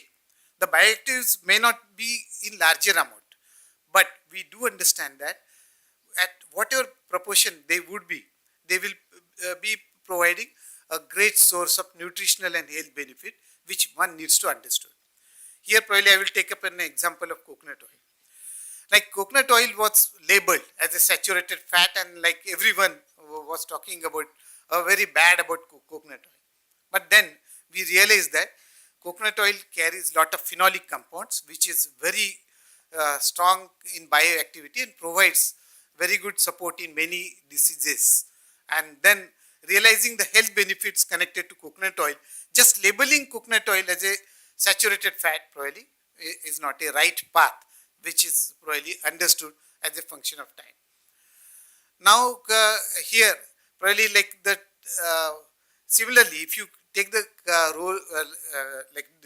direction or discussion towards palm oil, then we would understand that there are a lot of bioactives which are present in palm oil, and probably such diverse combination of bioactives in palm oil is not observed in other oils. That's the typical combination we come across. Tocols, combination of tocopherols and tocotrienols, okay, that is always being talked about as a vitamin E precursor, and the crude palm oil would carry around 600 to 1000 ppm of tocols together. Out of those tocols, tocopherol and tocotrienol would have 30%, 70% distribution. Tocopherol 30%, tocotrienol 70%. Tocopherol is probably a common antioxidant present in all vegetable oils. Animal fats don't carry tocopherols, but when you look at all vegetable oils, we would find that they would carry tocopherols predominantly. Palm oil, rice bran oil and wheat germ oil are the three oils which carry tocotrienol in addition to tocopherol. Of course, rice bran oil will carry even oryzanol also as an additional antioxidant. Now, these tocols are labeled as vitamin E precursor, and this vitamin E activity presented by tocols naturally presents a great role. In addition to be playing the role of antioxidant, it has a lot of anti-inflammatory activities. Of course, role of vitamin E in skincare product. Say all of you must have seen, like all cosmetic products today label that they are now carrying vitamin E as one of the ingredient. Primarily because say when you look at like the distribution of oils and fats across human body. Okay, so one is like below skin, subcutaneous tissues, and the other like around different organs. Under like skin, subcutaneous tissues, they are playing the role of maintaining the body temperature, providing a thermal insulation, and around the body, around the body organs, like say for example knee, they provide a cushioning effect. Now, having say the vitamin E precursor available with oil will provide a very good support to the skin, and the aging of the skin can be retarded, can be slowed down. So that becomes an additional available. Now, when I'm talking about vitamin E, either based on tocols, tocopherols or tocotrienol, okay, what is the recommended daily allowance if you take the case of an ICMR, then we do observe that like normally the RDA for vitamin E is something considered to be 7 milligram per day, which could be available easily with any oil like 1 gram of say either a palm oil or a soybean oil. Soybean oil is richer in tocopherols, particularly delta tocopherol, and like palm oil is rich in gamma tocotrienols. Okay. But both of them have a vitamin E precursor activity. So just by consuming 1 gram of oil, we would be able to fulfill the recommended daily allowance of 7 milligram per day, particularly for vitamin E precursor. They, being an antioxidant, provide a very good protection to, and prevents the cellular damage. In a way, they capture free radicals and even tries to retard the condition that is likely to promote cancer. Now, talking about the other, like carotene is another nutrient which has been again presented by our previous speakers. Now, having a combination of carotene and tocopherol, tocols, the right word, carotenes and tocol, probably none of the oil has. So, carotene, which is considered to be a pro-vitamin A, is responsible for a very good eye vision, improves night vision as well, provides a very good retinal support. Now, with red palm oil particularly, I am talking about a red palm oil, okay, will have a carotene content to the level of 500 to 700 ppm. Okay, that is, red palm oil will have highest concentration of carotene amongst the different versions of processed palm oil. Okay, the red palm oil is specifically processed in such a way that those processes will not reduce the carotene content of the oil. So 500 to 700 ppm is something around it. Carotene, okay, so alpha and beta, probably palm oil has more beta carotene, which provides you a very good eye vision support, and alpha carotene provides you a strong antioxidant activity. The third, the nutritional bioactive compound, which probably palm oil carries, which again sunflower oil also has, like coenzyme Q10. Okay, so that's one which we observe in palm oil, also in sunflower oil. In sunflower oil, you have coenzyme Q9 as well. Either of these coenzyme Q9 or 10 are known to support heart function, reduces fatigue, and has an anti-inflammatory property. So having these bioactives would definitely support to a greater extent. Another part like phytosterols. So we are talking about variety of the phytonutrient. Phytosterol comes as the next. We talk about cholesterol. Now something that has to be scientifically presented. Keep in mind, like palm oil has no trans fatty acid. Okay, so that needs to be rightly present. Like none of the vegetable oil has trans fatty acids. Okay, animal fats does, but vegetable oils normally don't have. Trans fatty acids are formed only when like you under process hydrogenation. Like when you subject oils to the hydrogenation, the trans fatty acids are formed. So palm oil having saturated fatty acid content and having very good solid fat content naturally doesn't need any hydrogenation. So it doesn't carry trans fatty acid. Vegetable oils, on the other hand, will have to be hydrogenated for the purpose of using in shortening or margarine, and that's how the trans fatty acid comes from that angle. Okay. So that point needs to be elaborated and need to be rightly understood. Coming back to sterols, like the phytosterols which are present in palm oil, predominantly cytosterol.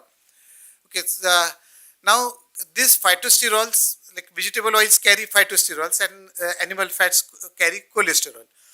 Now these phytosterols and cholesterols have a similar structure, and as a result, when you consume oil carrying sterol, these phytosterols will get preferably absorbed, reducing the absorption rate of cholesterol, and that makes probably a cholesterol suppressing effect with the sterols through availability of the sterol through a palm oil itself. So that presents another nutritional feature. Of course, now talking about all these nutritional components, one has to keep in mind that these are the contents presented in the crude palm oil. Now, whenever you are going to use it for food purpose, you undertake processing, and that is where probably you need to be very careful. Okay, what this data which is being presented with reference to crude palm oil, when we are, because we would like to have palm oil in light in color, we like to have palm oil bland in taste, so we need to carry refining, we need to carry processing, we need to remove other impurities also like gums and phosphatides. So from that angle, the oils are processed. and that is what we call as the refining. So the palm oil is primarily refined by way of physical refining, and here probably we need to look at the way it is being processed. We need to see that the nutritional components, the bioactives, which are very important and playing different role, need to be preserved through a right processing part. Now here, of course, we need to always understand the second side of the coin also, and here probably we need to be little cautious, and that is how all processes of palm oil are supposed to undertake care from that perspective, is that sometimes the processed induced impurities which are not available in the original oil may get generated, and this is where probably the Europeans and like try to present the like cause of concern. Like they say that monochloropropane esters, okay, 3-chloro-1,2-propanediol or 2-chloro-1,3-propanediol esters, okay, MCPD, and glycidyl esters. Okay, these are likely to be generated during the high temperature processing, which happens through degumming, bleaching, and deodorization or physical refining, and need to be rightly monitored. Particularly, it is said that like the MCPD is likely to form above 140 and the glycidyl esters above 220 degrees centigrade something. So if you take a proper care, probably through the basic problem why this is likely to happen and not happens with other oil, because palm oil, crude oil, palm oil carries some amount of diglyceride which gets converted into these particular precursors while you are undertaking high temperature processing. So this needs to be rightly controlled. Okay, that's what we always are required to be careful. But like suppose if you take up in harvesting in a proper way without any damage, if you maintain a minimum gap between harvesting and expelling, then while you are undertaking degumming, either going for enzymatic degumming, or if you are taking up phosphoric acid degumming, then going for a chlorine free water, and then probably whenever you are carrying bleaching earth, okay, neutral bleaching earth as far as possible, and deodorization or physical refining, maintaining a proper balance of temperature and retention time with a highest possible vacuum. Okay, if you carry this proper control, probably we'll have a right control on that parameters also. And worldwide, okay, particularly last decade, okay, we would find lot of research being undertaken by all plant suppliers of palm oil, and we come across the plants which are being designed to take care of even these points as well. So probably this is the point of concern, okay, which we need to keep in mind, and like the palm oil processors are trying their best to resolve that part. And it is said that the claims that we are coming across is a control on something from the 70% to 90% reduction with reference to control of the parameters on like MCPD and glycidyl esters both together. Now moving ahead, like say as we would say, palm oil as a processor, and then palmolene is next part, like which carries oleic acid more, and like palmitic acid being reduced, oleic acid content raised, let us say from 37 to 39 to 44 or likewise. And in palmolene, like you have like a palmolene with higher iodine value, like more than 60, and like super palmolene, like so where oleic acid content is still raised. So there you are likely to get even better unsaturated fatty acid profile, and that presents you a right angle. Overall, while you are looking at all this functional efficiency of like a palm oil as a nutritional aspect, so we do come across that there are a lot of benefits. Okay, what is being said just as a saturated fatty acid profile, okay, is not true. Okay, overall, like to sum up, just like palm oil has a right glyceride distribution that makes it quite different from the animal fats, although their fatty acid composition is on the basis of saturated and unsaturated appears to be similar. Okay, it carries lot of bioactives. However, the processing needs to be seen that like all those bioactives are properly maintained. Okay, I have given you example of a red palm oil which tries to maintain those carotene to a larger level. Of course, suppose if you would talk about a tocols to the level of 600 to 1000, then probably majority of the palm oil processor tries to retain tocols something to the level of 350 to 460 ppm level, and if you are talking about carotene, somewhere of the order of at least 300 to 400 ppm itself, so that you carry those nutritional benefits in the final product also. So with this, probably, okay, we'll have to understand that palm oil is one of the oil with highest smoke point, okay, 230 degrees centigrade. Okay, probably only the groundnut oil will have that much smoke point. None of the oil has that much smoke point. So the highest smoke point indicates the stability and the better frying capability. It does indicate very good heat stability as well. So from stability perspective, of course, it's very good. Sustainability, Dr. Rajiv Suri has already presented you about the per hectare output, and that presents palm oil altogether different in different contexts than other oils having very high per hectare output. So from multiple angles, okay, we would observe that palm oil has a nutritionally very good profile, okay, which needs to be, of course, it's a duty of the processor to see that this nutritional profile remains carried forward as far as possible, and the benefits, nutritional benefits, are carried to the consumer. If that, with that, probably palm oil, which is available easily at larger context, and probably like in India also, we are undertaking large scale palm plantation. Niti Aayog report 2024, if you look at, they are also talking about that. So with that, probably we would be able to achieve like a larger palm scale production in the near future, and one of the oil which is available at lower cost and easy availability. So that makes a very good available oil for like across country. Okay, that, and then probably we would fulfill the oil requirements of the entire country, in a sense that will have to keep in mind, if you talk about a per capita per day oil consumption, which is supposed to be around 25 gram per day per capita somewhere, but when you come across the statewide distribution, then we do find that on an average India it is 15 only, 15 per gram per capita per day. And then if you go by state-wise distribution, then we come across high fat consuming states like Maharashtra, Punjab, or a medium that is less than 15, that is 10 to 12 somewhere, like Tamil Nadu, Andhra Pradesh, or less than 10, somewhat states like Goa, and even less than 5, okay, states like Orissa. Okay, so we find a very larger distribution and availability of a low cost oil, which is having very good nutritional benefits like a palm oil, makes a strong case.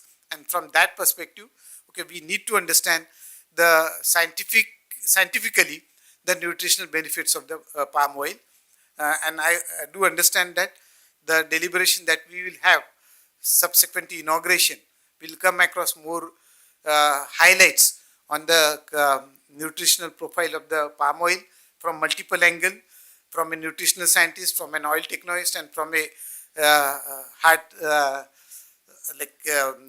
like doctor, cardiac doctor. So we will get a 360-degree view of nutritional benefits of the palm oil through this seminar. Thank you. Thank you, Professor Kulkarni, for the insightful address and for throwing light on the importance of minor nutrients in the palm oil, their fatty acid compositions, and the position on glycerol backbone. We are truly honored by your presence and guidance today. Here, we conclude the inaugural session. I request the dignitaries on the dais to kindly take their seats in the front row. Please give a huge round of applause for all the dignitaries.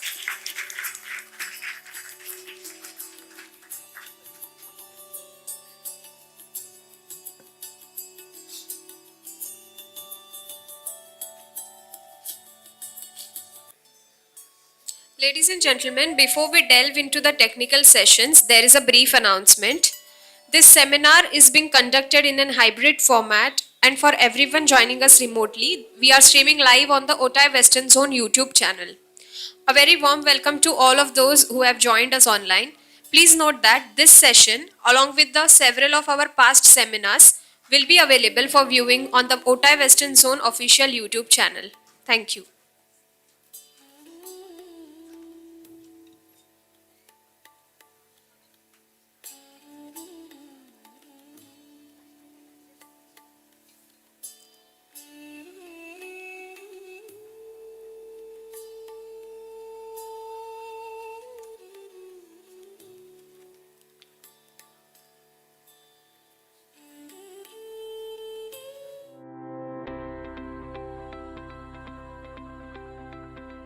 In the bustling city of Mumbai, resides a magnificent institution named the Institute of Chemical Technology. Since its inception, this institute has been the cradle of the ever-expanding chemical industry, leading innovation throughout the globe. Established in 1943, the Department of Oils, Oleochemicals and Surfactants Technology at ICT Mumbai stands as a pillar of innovation within its verdant campus.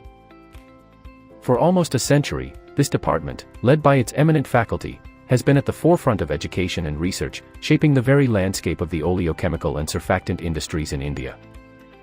The department offers a specialized curriculum, including 4-year bachelor's, 2-year master's, and doctoral programs, providing students with advanced knowledge and hands-on skills.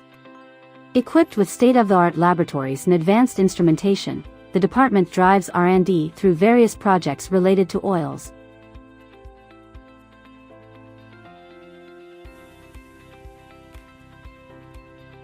Surfactants, home and personal care, lubricants, and nutraceuticals.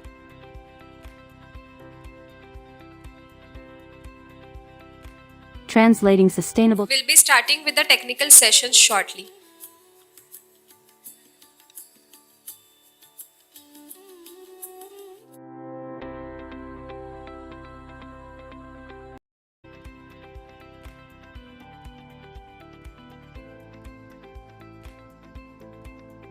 A pilot-scale soap manufacturing unit. A fully... It is my honor to invite our very first esteemed speaker to the dais. Please put your hands together for Dr. James Brooks, nutrition and food science expert and adjunct professor at Clemson University, South Carolina, USA, for his presentation on Malaysian palm oil in today's market, myths, facts, functional nutrition, and the future. Sir, the stage is yours.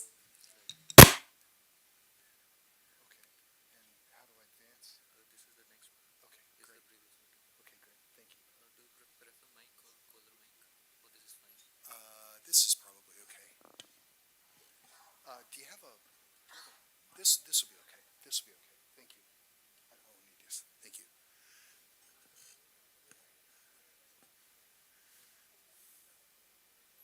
Just living a few moments for people to get settled. First of all, I want to thank you for inviting me.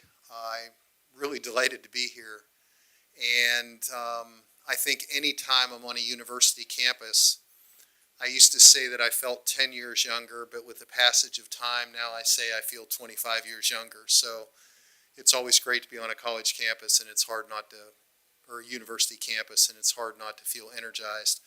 And again, I want to just give a couple of minutes for everyone to have a chance to come in and grab their seats. I also want to commend Dr. Kalkani on his presentation without a single note. So I'd love to be able to speak like that, but I don't think I'll ever be smart enough to do that. So that was amazing. That was an amazing presentation. Okay, so let's go ahead and get started if we can. So I am delighted to be with all of you today. I want to talk a little bit more about palm oil. I'll expand a bit on some of the earlier comments that have been made by others, and just go into a little bit more detail on this. I want to start by talking about why fats and oils, why do we have them in the diet very quickly, and again, that's been discussed. Most importantly, why are we so afraid of saturated fats? What's created this mindset that's consistent among dietary global guidelines almost everywhere in the world? Finally, why palm oil? What are the health concerns about palm oil versus what is the actual evidence? And for all of the graduate students in the audience, I have a full bibliography of everything is referenced. So again, if any of you want to do some additional reading, we can provide that information as well. And then finally, what are palm oil's health benefits? So, as has been said earlier, fats and oils are probably the most misunderstood nutrient right now in human nutrition, but they are required. And they're required for a number of critical functions. Obviously, every one of our cell membranes has fats and oils associated with it. Major organs require it for both development and maintenance. Brain, nervous system, for example. Our brains are something like 60% fat. They're critical in terms of hormone synthesis and maintenance to maintain balance throughout life. They serve as a source, of course, of essential fatty acids, those things which we're not capable of making, we have to take in through part of our diet. And then finally, they do provide for fat-soluble vitamin absorption, vitamins A, D, E, and K. And finally, they provide energy requirements. And again, always keep in mind that calories remain an essential nutrient. Too many calories is a problem, but we must have calories to survive. And fats, again, has been indicated earlier, they serve as an excellent source of concentrated energy. And in fact, if you think about plants, for example, except for the reproductive part of the plant, the seed or the fruit, plants have very little fat. The vegetative part of a plant has very little fat. And do all of you here know why that's the case? Why does the vegetative part of a plant have very little fat? Because plants don't run from danger. Right? They tend to stay in the same place. They don't run away. So we run away, and having that concentrated energy source from an evolutionary perspective has been very beneficial for us. So why do we have such a fear of saturated fats? Most of it stems from research or work that was done by an investigator, Dr. Ansel Keys. And this was in the early 1950s as more and more evidence began to accumulate with increased levels of heart disease and death from heart disease.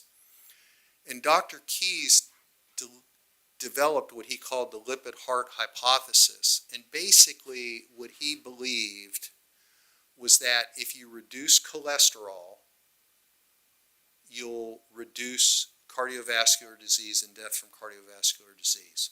So it was a very simple outlook. And as a result of that, he developed a dietary advice which continues to unfortunately plague us today in terms of reducing total fat consumption, reduce saturated fat intake, replace saturated fat with polyunsaturated fats. Now again, you can say, okay, that sounds good. It sounds good except for the fact that in order to produce certain processed foods and even make an oil more functional, a polyunsaturated oil more functional, it has to undergo industrial hydrogenation. When that happens, you start to form trans fats, and we'll talk about that a little bit more later. And trans fats have been shown over time to be quite toxic to us. And then finally, to reduce the dietary cholesterol intake, and that primarily had to do with animal fat intake. So just very quickly for trans fats, key weaknesses, it assumed that all saturated fats are equal in their effects. Okay, so the Keys theory was that all saturated fats have equal effects. It did not differentiate trans fats from natural or saturated fats. And it assumed that all saturated fats and trans fats yielded the same effects. Now, what I want to do is I just want to go back very briefly on trans fats. So when you take a polyunsaturated oil, as many of you know, and you hydrogenate it with an industrial process, of course you make some of those saturated or those unsaturated bonds now saturated. But of the unsaturated bonds that remain, many of those then get converted from the cis form to the trans form. Makes the molecule more linear, takes the kink out of it, and again, as we'll see later on, it results in some major metabolic impacts, most of which are negative. So looking at the lipid heart hypothesis, what were the overall outcomes? There's no decrease in cardiovascular disease risk based on these studies. And three examples that are provided: there was large-scale observational and epidemiological studies, the Sydney Diet Heart Study, which followed 438 men, the Minnesota Coronary Experiment, which followed over 9,000 adults, men and women. These were early studies that were done to try and prove the validity of the lipid heart hypothesis. But again, in those cases, as you reduced total fat intake and you reduced saturated fat, you did indeed reduce cholesterol levels. But there was no change in cardiovascular disease outcomes. There was no decrease in the number of deaths or the disease. And in fact, in some cases, actually, when you reduce the saturated fat content, in these patient populations, actually in many cases, the death rates went up,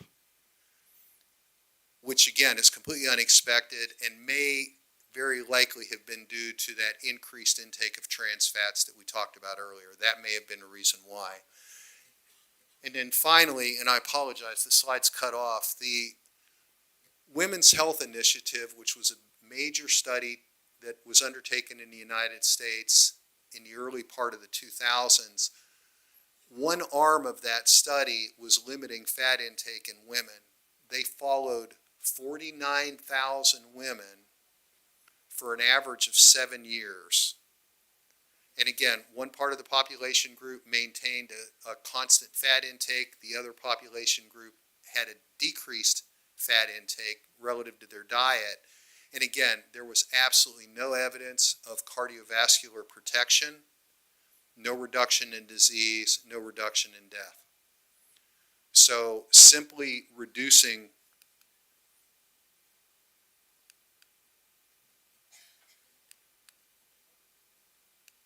I may have to do this.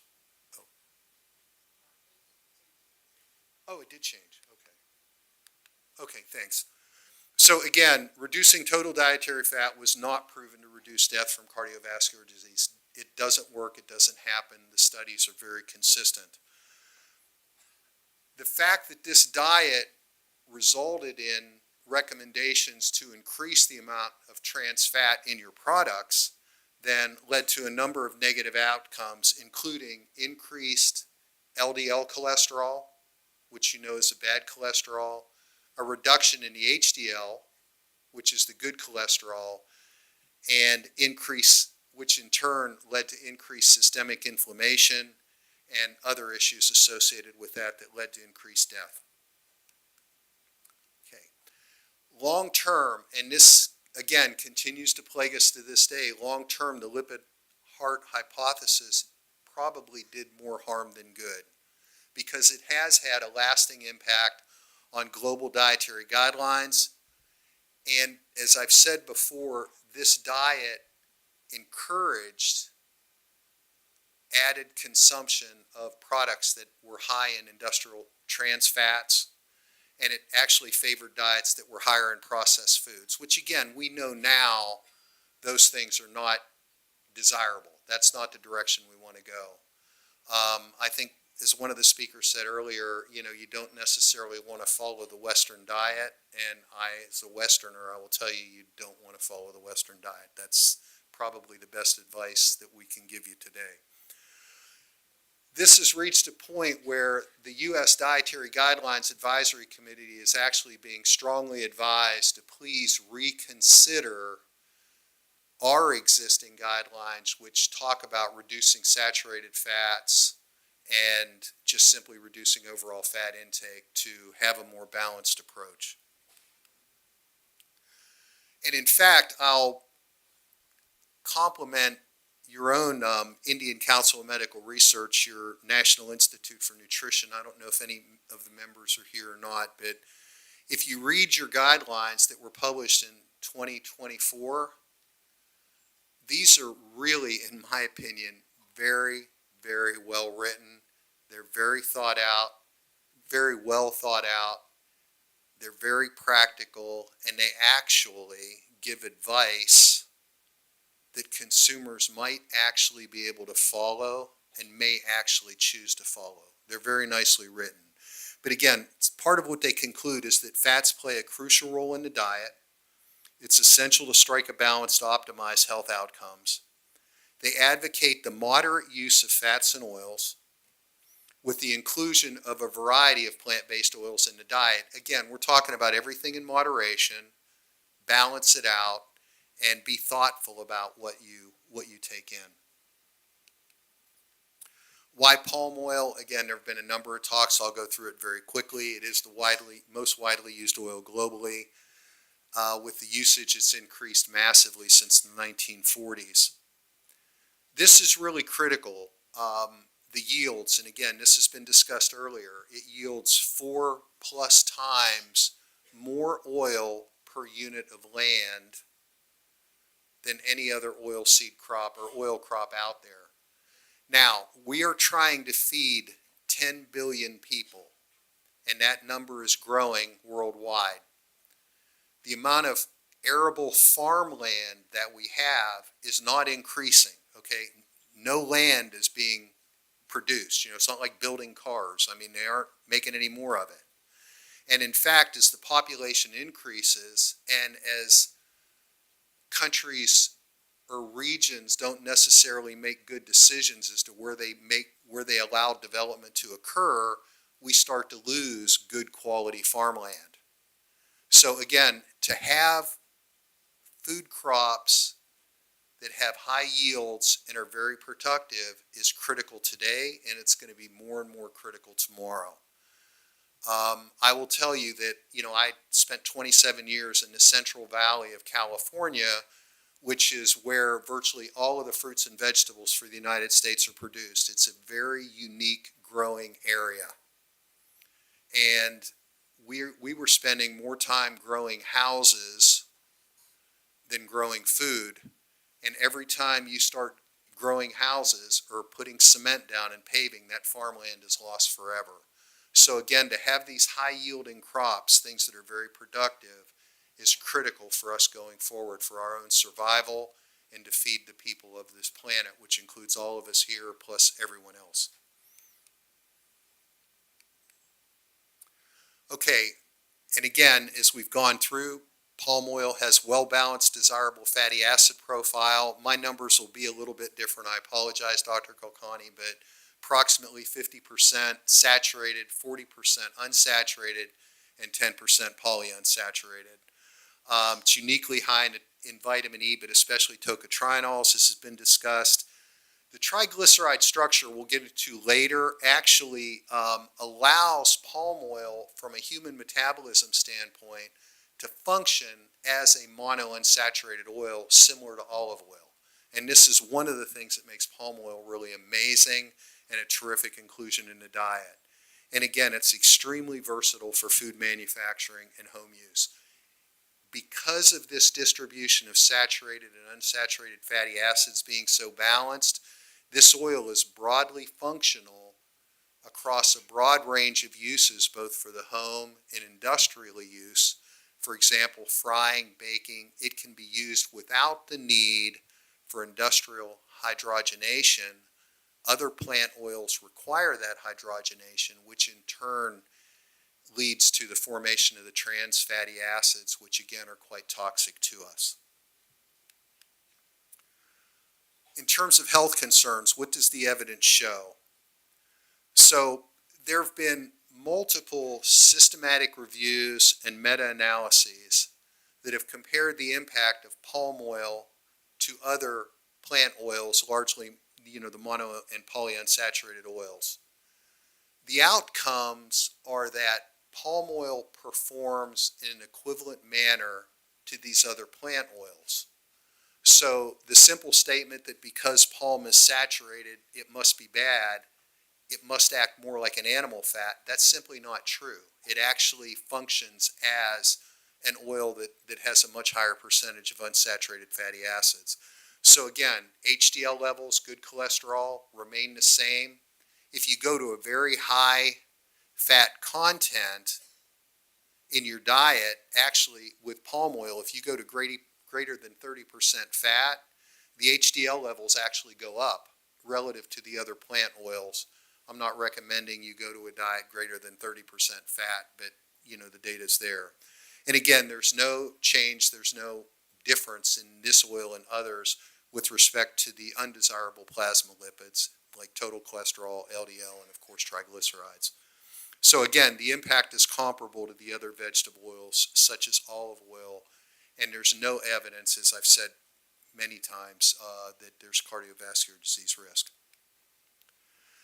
Let's take it outside of the palm oil producing regions, which would have, obviously an incentive to promote it. Experts from Spain and Italy, where no palm oil is produced, nutrition, biochemical, food, they've taken experts. Spain did an analysis with their experts. Italy did an analysis with theirs. So they were two separate studies that were done. And both of these groups actually came to almost identical conclusions in that the evidence supports that moderate intake of palm oil within a healthy diet poses no risk to overall health. Okay, no risk. And then there's no evidence that palm oil intake is associated with higher cardiovascular disease or cancer risk. And again, risk, incidence, or mortality in humans. Data's strong. I mean, these are people that have looked at this data as well. So again, we'll quickly go through some of the benefits, and again, Dr. Kalkani went through this quite well. I'll show you the very complicated chemical diagrams. I hope these aren't too much for you, but I'm making a joke.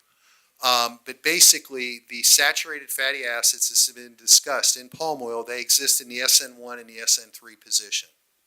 The unsaturated fatty acids are in the SN2 position. This allows palm oil to act as a monounsaturated oil, and why is that the case? When the fat is digested, the SN1 and the SN3s are taken off. So they're absorbed as free fatty acids. They're repackaged, they're absorbed, they ultimately go into the lymphatic system and then enter the blood system where they're delivered to the cells. Also, because the unsaturated fatty acids, mainly palmitic acid in palm oil, because those are long chains, also in the small intestine, they'll tend to form insoluble calcium or magnesium soap type compounds, so that a lot of them aren't even absorbed. A lot of them just go out in the fecal material. Okay, so that's the saturated fatty acids, SN1 and SN3. The unsaturated fatty acid that remains with the glycerol backbone, so that monoglyceride tends to be preferentially transported to the liver. And in the liver, that monoglyceride with an unsaturated fatty acid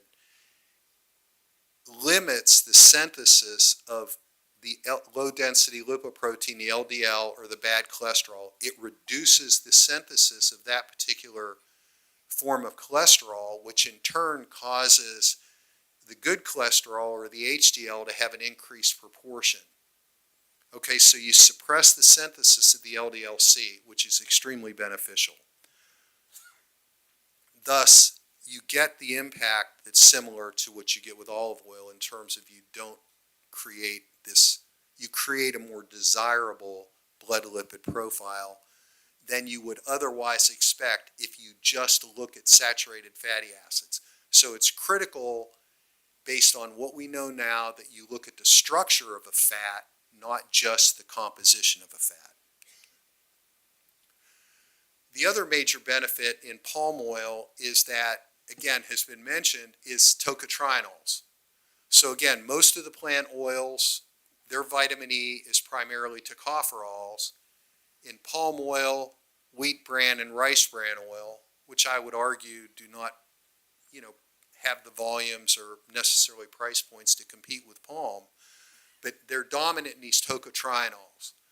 The tocotrienols, based on their structure, are more readily absorbed, and the emerging evidence continues to show that the tocotrienols act as superior antioxidants and anti-inflammatory effects, which in turn protects us from the stress associated with aging.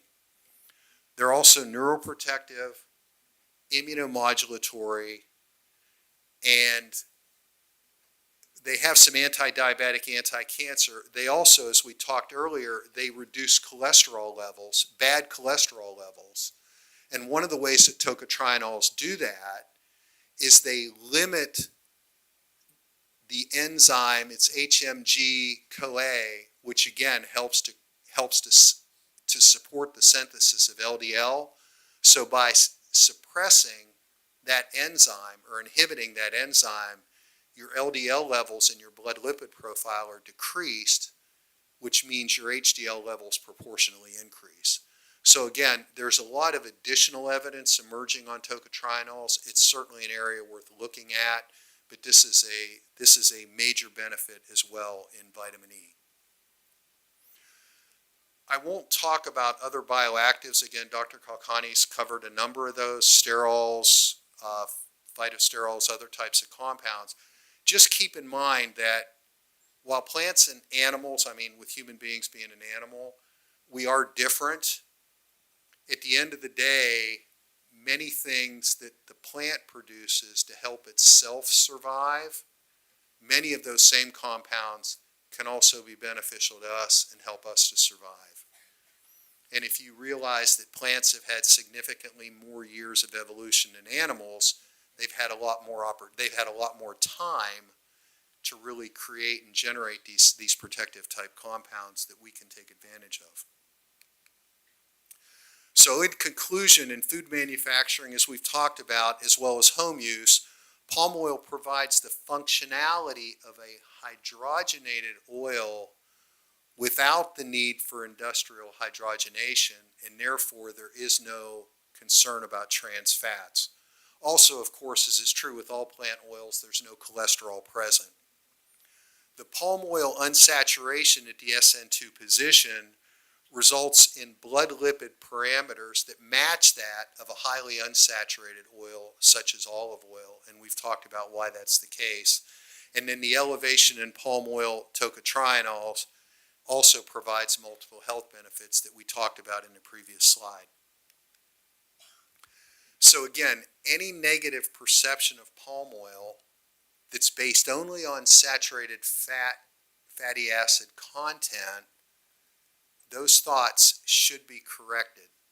Because the story, as we've gone through today, is there's more to the story. The story is more complex than that. And again, we need to look at this in total. We need to look at not just the composition, but what's the structure of the fat. The other thing that we're gaining more and more knowledge about is how that fat fits in a specific food matrix, and then how that food matrix fits in with your overall diet. All of those things are important in terms of how we respond, either positively or negatively, to any of the foods that we consume. The current Indian guidelines affirm palm oil's nutritional value as part of a balanced diet. And again, this has been covered earlier as well. It's got a balanced fatty acid composition. It's rich in monounsaturated fatty acids. There's a complete and total absence of cholesterol because, again, cholesterol is an animal product, not a plant-based product. And there's the importance of the minor components that we've talked about previously. In terms of the future, and this really impacts India's production as well as Indian agriculture, and it's very important. Funding has been recently approved through the National Mission on Edible Oils. It includes oil seeds that complements earlier funding that was done for palm. together, these are actually complementary, with the goal being for India to ultimately increase their production so that they can meet 70% of their domestic needs. That reduces import dependency. Obviously, from an economical and a price control standpoint, it gives you more control over your future the more you produce. The funding actually provides additional training for good agricultural practices, again, sustainability, funding for post-harvest processing equipment as well as manufacturing, critical to have those investments, so once you produce the crop, you can actually do something with it. And then finally, there's funding available for educating consumers about why this matters, how it matters, how they can apply it to their lives, and how they can stay within these guidelines that have recently been published. And again, if you have an opportunity, you really should take the time to at least review some of the writing, if not all of it, because I think it's about 150 pages, so it takes a little bit of time to go through. But it is very, very well written, and you should be very proud to have that kind of a document. And then finally, again, with the end goals, what we've talked about, you want to increase your edible oil self-reliance. Obviously, environmental sustainability is something that we all have to live with, and we should have been living with in my generation, but I'm certainly glad that your generation is taking that on as a major challenge. And then, of course, the welfare of your growers or your farmers. Again, without food doesn't fall from the sky, okay? If somebody doesn't plant it, you don't have it. And we really need, when you have farmers that are properly financed, that control good agricultural ground, and they're able to produce a crop and sell it at a fair price, that benefits all of us. Without that, none of us will survive. So this is, again, I know that sometimes people look at agriculture and have certain feelings about it, but the reality is, at the end of the day, without that, we're not here. So it's, nothing else matters. Okay. I appreciate being invited. I appreciate the opportunity to be here with all of you today. Thanks to the organizers for being kind enough to invite me. And I've learned a lot too, so thank you for letting me be a part of this. Thank you. Thank you, Dr. Brooks, for your forward-looking perspective grounded in today's facts and functional nutrition has given us a very clear and strategic vision for the future of palm oil in the market. I would now like to invite Professor Amit Pratap, Honorable Secretary OTAI Western Zone, for presenting a memento to Dr. Brooks as a token of appreciation.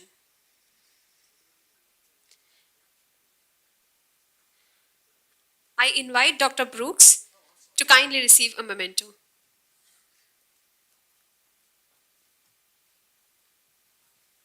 I'm being irresponsible. I apologize.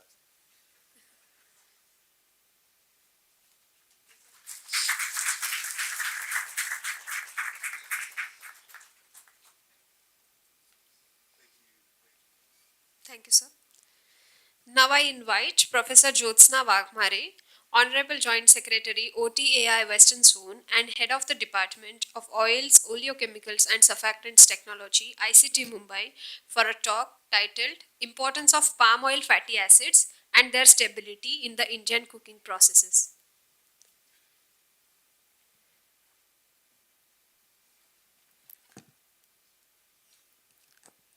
Good afternoon. First of all, I would like to thank All Technologists Association of India and MPOC for giving me the opportunity to talk on the topic importance of palm oil fatty acids and their stability in the Indian cooking process.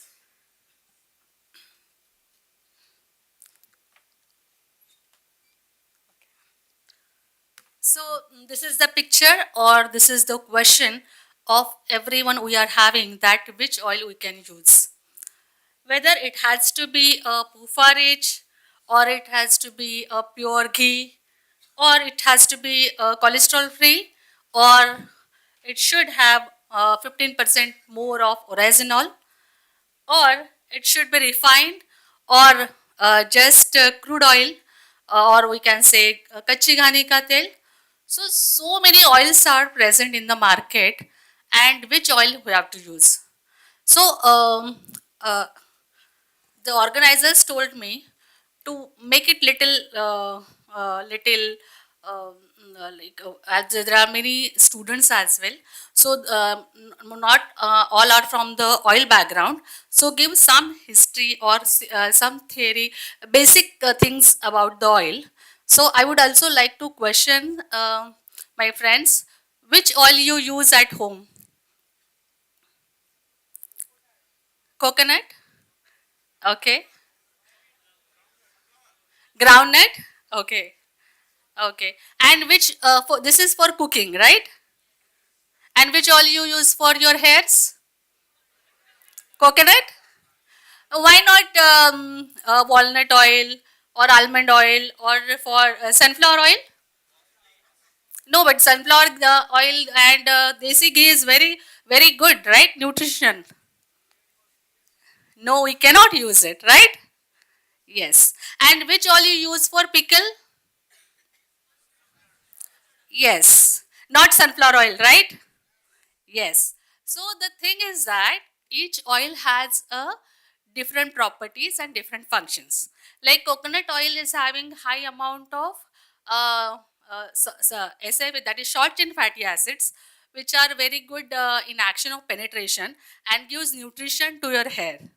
The same time, mustard oil is having high amount of antioxidant, and you are keeping this pickles for 12 months at least. So you need a more antioxidant which can retard the oxidation process in this 1 year gap. So this is the important thing. So each oil is having a different configuration, different fatty acid composition, and different bioactive compounds. Okay. So in this case, so when we are talking about how to do that? Okay. So when we are talking about any oil, or when we are thinking about any oil, the first important thing which is applicable is fatty acids present into it. So there are three types of fatty acids, that is short chain fatty acid, medium chain fatty acid, and long chain fatty acids. These are the category of the fatty acids, and these fatty acids are like it is depend upon the chain length. So C2, C4, C6, that is acetic acid, propionic acid, and butyric acid. These are also in a good amount in coconut oil.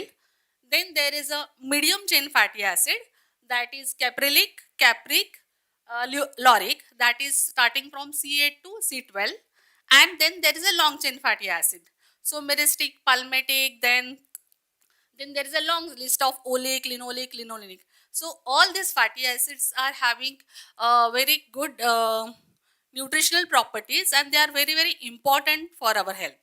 So when you will go to any diet or a dietitian, they will tell you that decrease the content of oil, and they have actually made the oil villain, that it will create problem for your health, it will increase your cholesterol level. But there are these so I just want to show you there are various important properties of all these fatty acids are having. So this is about the short chain fatty acid. These short chain fatty acids are very unique property, as they are having they are a very important source fuel source of epithelial cells which are present in the gut line. And these epithelial cells are important for your absorption of the nutrition as well as for the digestion. And in that case, this SFA plays a very good role, and as well as it also acts as an antibiotic,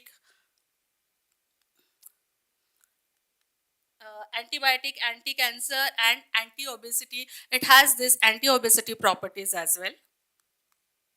Then the next category comes is medium chain fatty acid. Now this medium chain fatty acid, they give you the quick energy. Quick energy means instead of the metabolic pathway is different than the long chain fatty acid.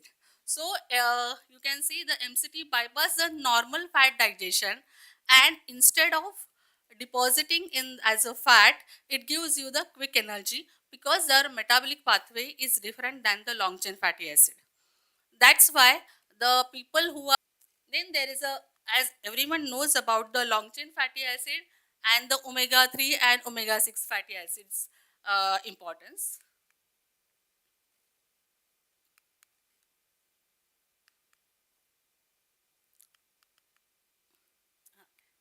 So this is the importance of the omega-3 and omega-6 fatty acid, where omega-3 fatty acids are the fatty acids which are having a double bond at the third position starting from the methyl group, and omega-6 fatty acids is a double bond which is the at the sixth position starting from the methyl group. So these are having a different application, like it is helpful for the brain as well as eyes, and it acts as an anti-inflammatory, and omega-6 fatty acids are useful for the skin, hair, bones, joints and metabolism. So all these fatty acids are very important. Okay. Now as now the Navratri is going on and Diwali is approaching fast, so this in this festive season, all of your mom has started working on preparation of snacks, right? So which oil she preferred? Whether she preferred oil or ghee? Ghee? Yes. So, so few people are talking about the ghee and oil because the in Indian context people feel that ghee is very nutritional things, and if it is prepared from the cow milk, then people are thinking is high in nutrition. At the same time, if you will see the fatty acid composition of the cow milk ghee and buffalo milk ghee, it has a high amount of palmitic acid, the same which is having the palm oil. And the another thing is that if there is an analysis of the mother milk, you will find there is the same fatty acid composition which is 25% in the mother milk, which is palmitic acid, and the oleic acid is then 13%. So this is the important thing, that the infant which is just for just born for few hours, and he can digest that food which is having a high amount of palmitic acid and oleic acid, and the ghee which we feel it is a very much nutritious, which also has high amount of palmitic acid and the oleic acid. So when we are talking about the palm oil which is not good for health, so please consider all this fatty acid composition which is actually plays a important role as a nutrition. This is about the oil and fatty acid. So we have as we are we lot of us are actually eating palm oil, but we are not eating at household level because we feel that it has high amount of palmitic acid and it is not good for health. But in all the food industries are using palm oil and we are eating it. But why we are feeling that? It is just because we feel that is high amount of palmitic acid, but when we are using it for frying, and you can see this is the, there are number of reactions are forming in when we are fry the food. So you can see this is the, when the oil is when any food you dip into the oil for frying purpose, the first reaction will form, that is oxidation reaction. So what is this oxidation reaction? When you add any food into the oil, while preparing that food, you are you can stirring it many times, and that's how you are adding oxygen or air into that food. When we are adding oxygen or air into that food, there is a double bond present into the fatty acid chain. That oxygen attacks to the double bond and forms a hydroperoxide. So your hydroperoxide is the first degradation product of the degraded oil. When you are continuously heating it, then this degradation product decomposes into the aldehydes and ketones. So aldehydes and ketone is the secondary oxidation product. First oxidation product is your hydroperoxide. So this is the one reaction is happening in the frying reaction, in the frying kettle. The another reactions are happening is that hydrolysis. So what is hydrolysis? When you are adding a batter type of product. Batter type of product means like kanda bhajia or whatever is having a high amount of moisture is called as a batter product. When you are adding suppose or you are making any pakoda type or batata vada, so which is having a high batter or high moisture, then sorry.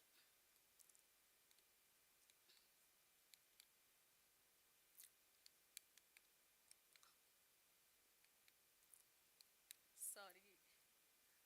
Previous side, frying. Please, please stand here. So when we are adding the or we are frying the product, which is a batter system, which has a high amount of water or moisture present into it, it will go into the hydrolysis reaction, and there is a formation of free fatty acid, monoglyceride, diglyceride, and glycerol. Now this free fatty acid is a catalyst or precursor of oxidation product. So it should not get happen. But and then it again polymerize to form a polar and non-polar group. Now here what happens when there is a high amount of MUFA or PUFA is there, that is double bonds are high amount of double bond is present, then this oxidation reaction is fast and you will get high number of oxidized product. Now in here the palm oil has come where it has a palmitic acid. Palmitic acid does not have a double bond, and that's why oxidation reaction is does not happen with the palmitic acid. So we have proved it with different experiments.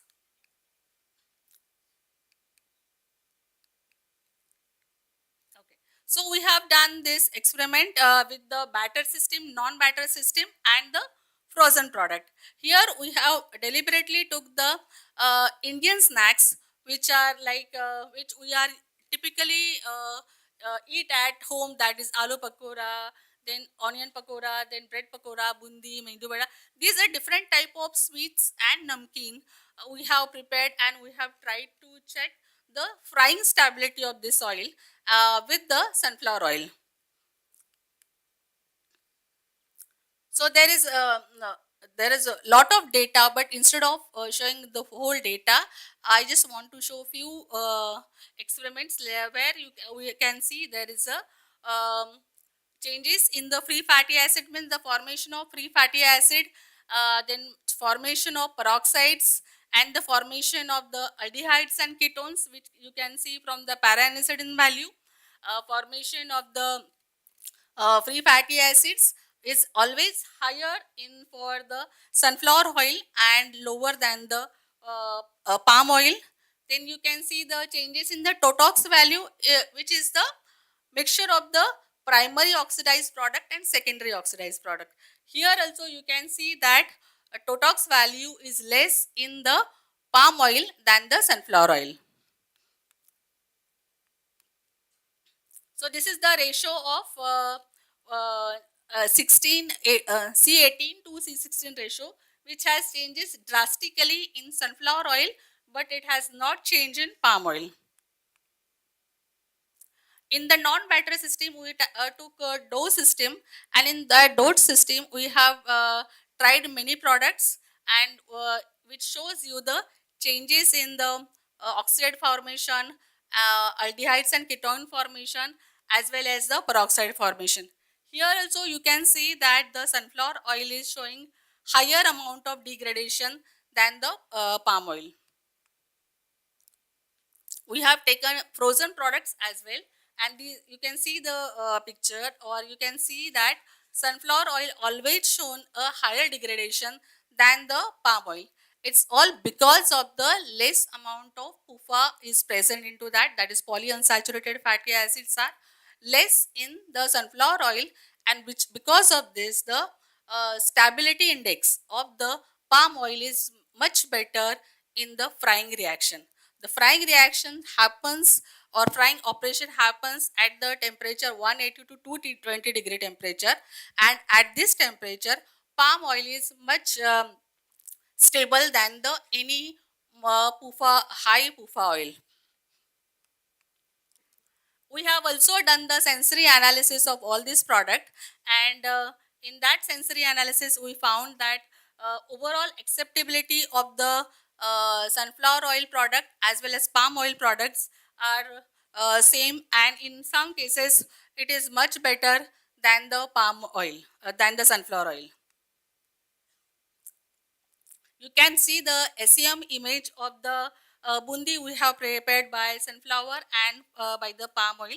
You can see there is a in the structure or morphology of the surface of that bundi. You can see there is a lot of voids and cracks in SFO, whereas PO it is texture is also good, and it shows the high absorption of the oil in SFO and less absorption of oil in palm oil, in bundi prepared from palm oil. This was a small experiments which actually we have done a lot of data, but we do not have that much time to present it, so I have crisped it and I started and showed you in a smaller manner. In our next we are also organizing 1 week postgraduate certificate program in cosmetic and perfumery, and that will happen in 10th to 14th November 2025. The brochure is outside. You can please take a look of this, and thank you all for listening me patiently. Thank you, Professor Wagmare, for this informative session. I would like to invite Mr. Janendra Bohra, Executive Director, Ferro Oil Tech Private Limited, to felicitate Professor Wagmare with a memento.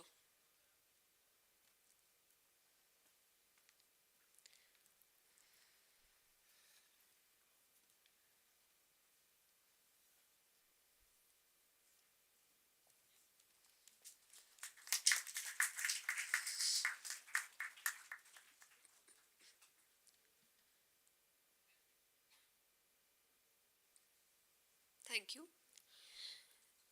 The link between the oils we consume and our cardiac health is a topic of our interest.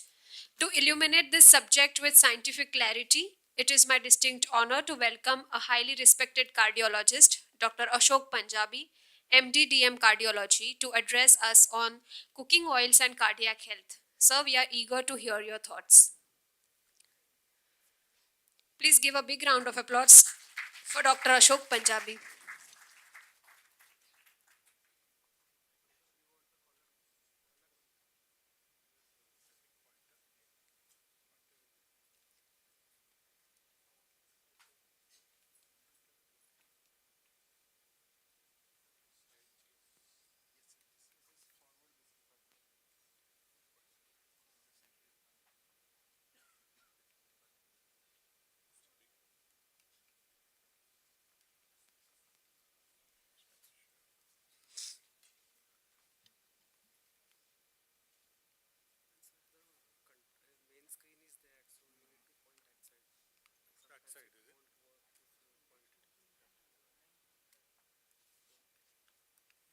Screen is here. This is next. Yeah, but pointer.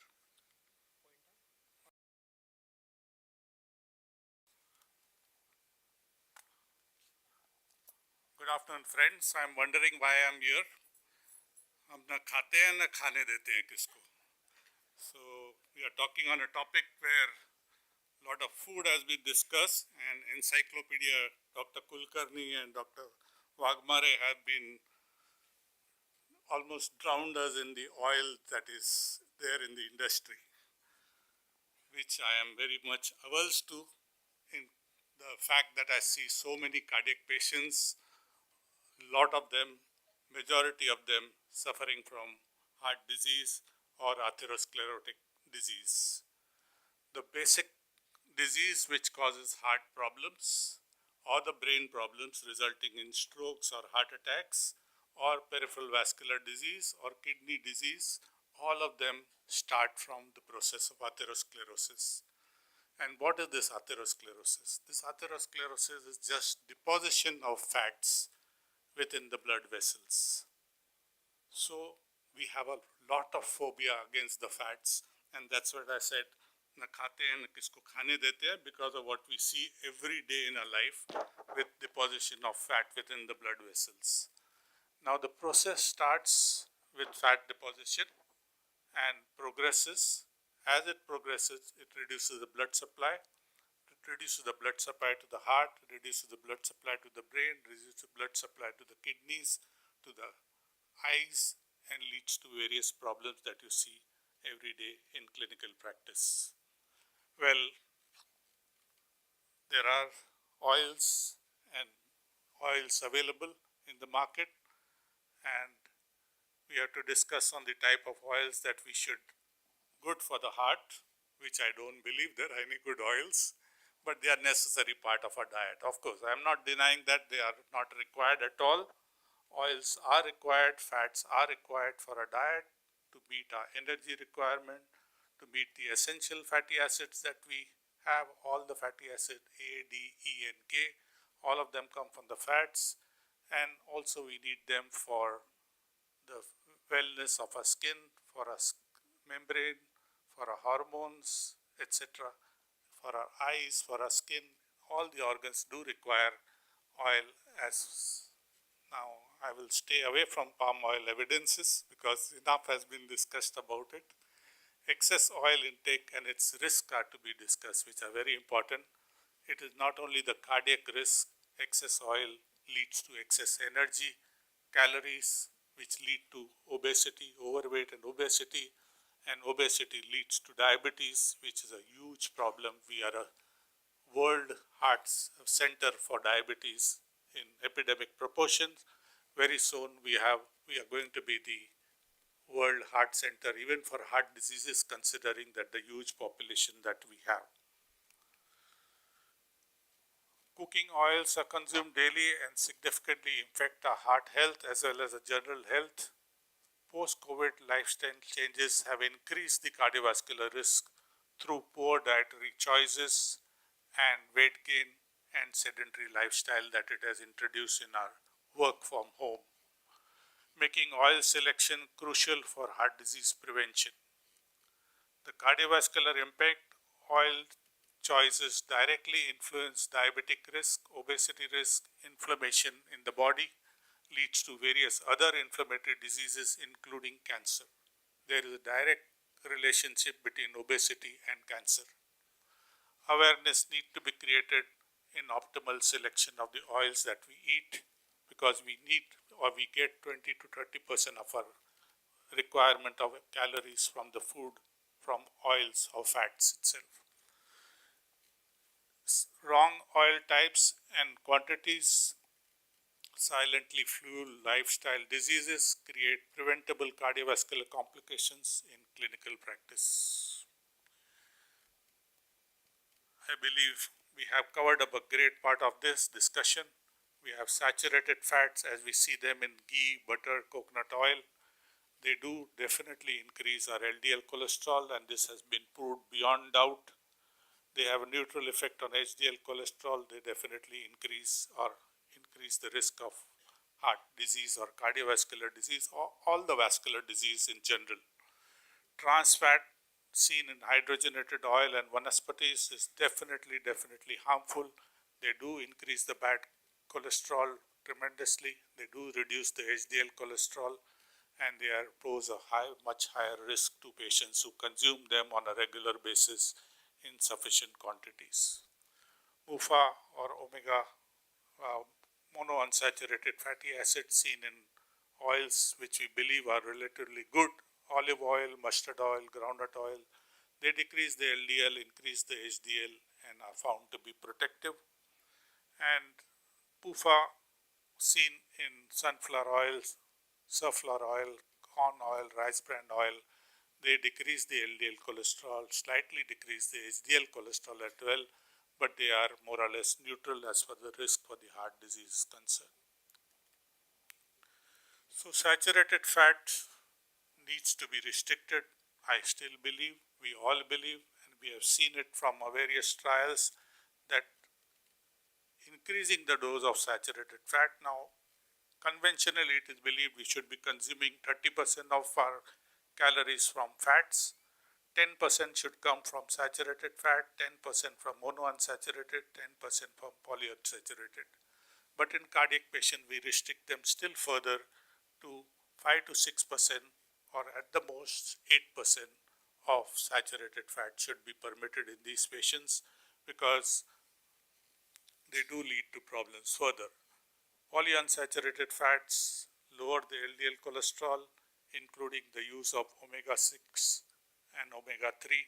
And the proportion of omega-3 to omega-6 is very important. 5:1 proportion seems to be beneficial in mobilizing the excess of fat in the body and mobilizing the lipids or the cholesterol levels also from the blood vessels into the liver.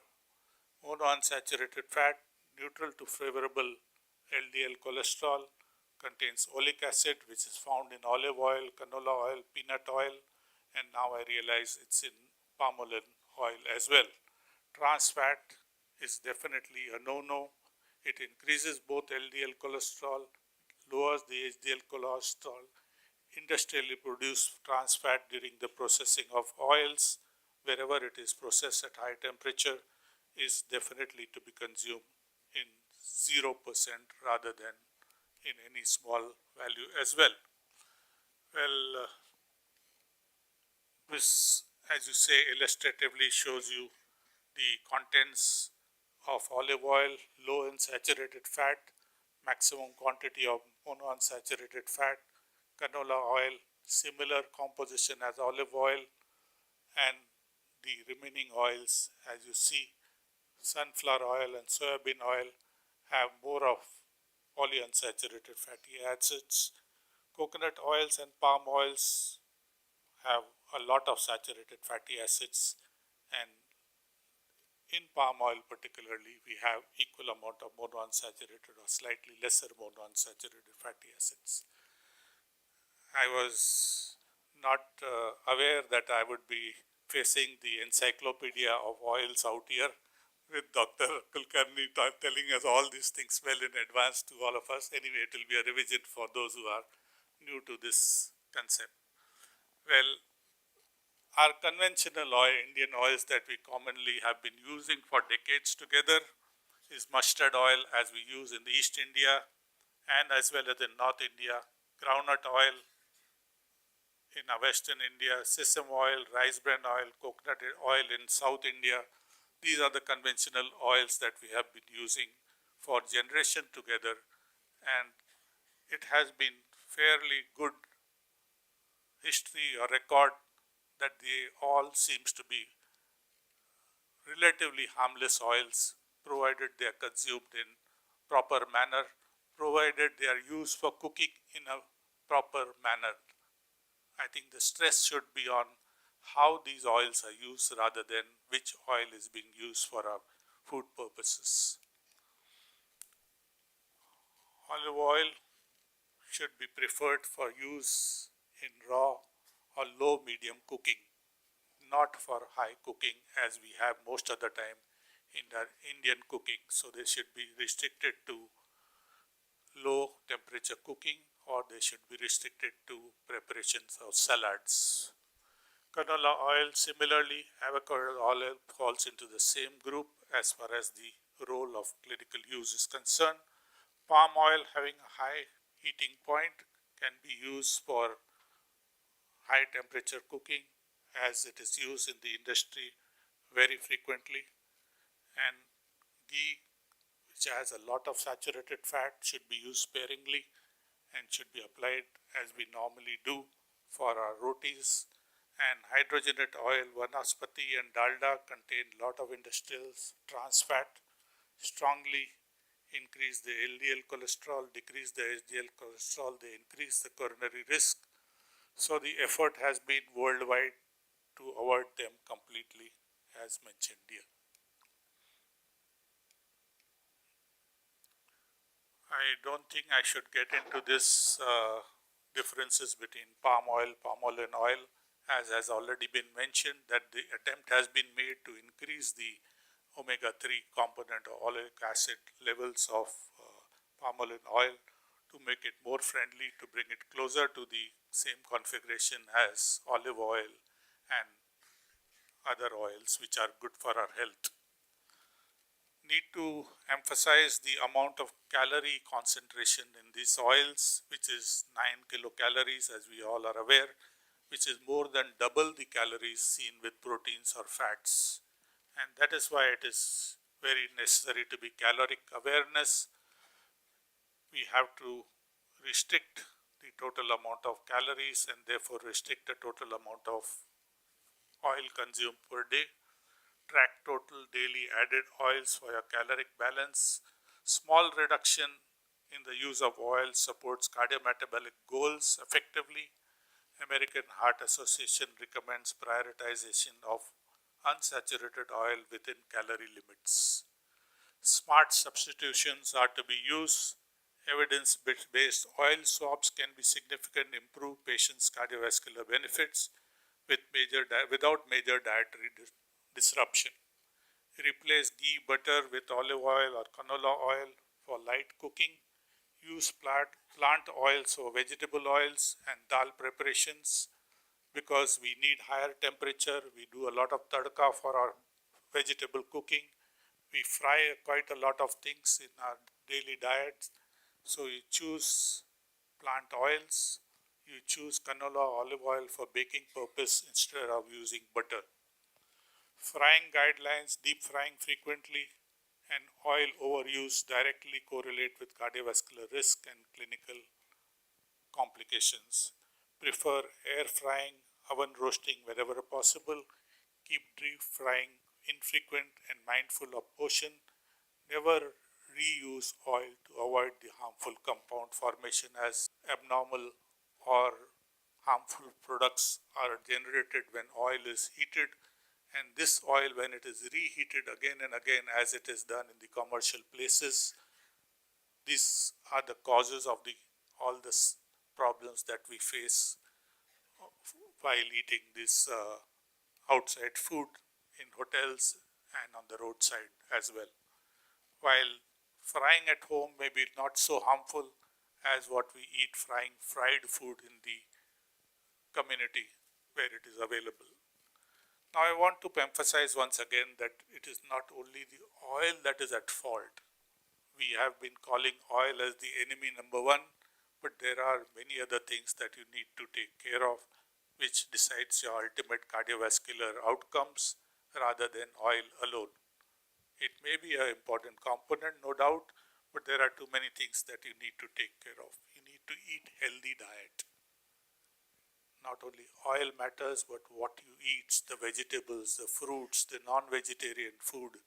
Non-vegetarian food consumption in excess also is going to add to your harmful effect on your body. Eating all the meals with non-vegetarian food, eating a lot of eggs which contain a lot of cholesterol, eating organ meat, eating prawns and lobsters which contain a lot of cholesterol. We should be mindful of what we are eating. Even if you are eating non-vegetarian food, you should choose the proper non-vegetarian food. Eat lean meat, eat fish. Plenty of fish is good for you. Preparation for the fish should be proper. It should not be a fried fish. It should not be fish curry with a lot of coconut on it, which again will spoil the benefits of fish oil. Quit smoking. Smoking does more harm than the food that you consume. Reduce the alcohol intake. Aim for 7 to 9 hours proper sleep at night. Maintain a healthy weight. Know your family history. If you have a higher family history of heart disease or more prone to heart problems or vascular problems, please be more careful. If your more family is prone to more diabetes, be mindful about what you eat, especially the sugars and cholesterol. Get support with managing your stress. Stress is one risk factor which cannot be measured with a BP instrument. So you need to be mindful or aware that you are undergoing a stressful situation. Take the help of counselors in that field so that you can manage your stress and prevent stress-related heart problem. know your three health numbers, your cholesterol, your blood sugar, and your blood pressure. You may not have any symptoms at all, but at least once a year, get these three things checked up. Get a heart health checkup every every year after the age of 40. So, what is important is being aware of your own health, being mindful of what you do or what you eat, prevent living a very sedentary life, which itself is a negative risk factor and adds to your problems. Make a difference in your life for yourself as well as for your family. Thank you.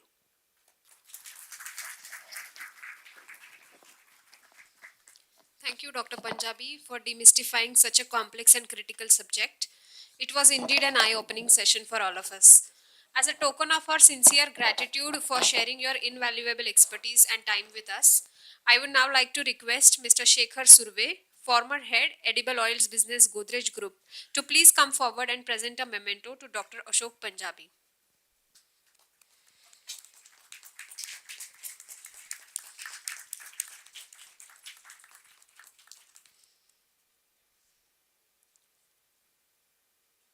Thank you, sir.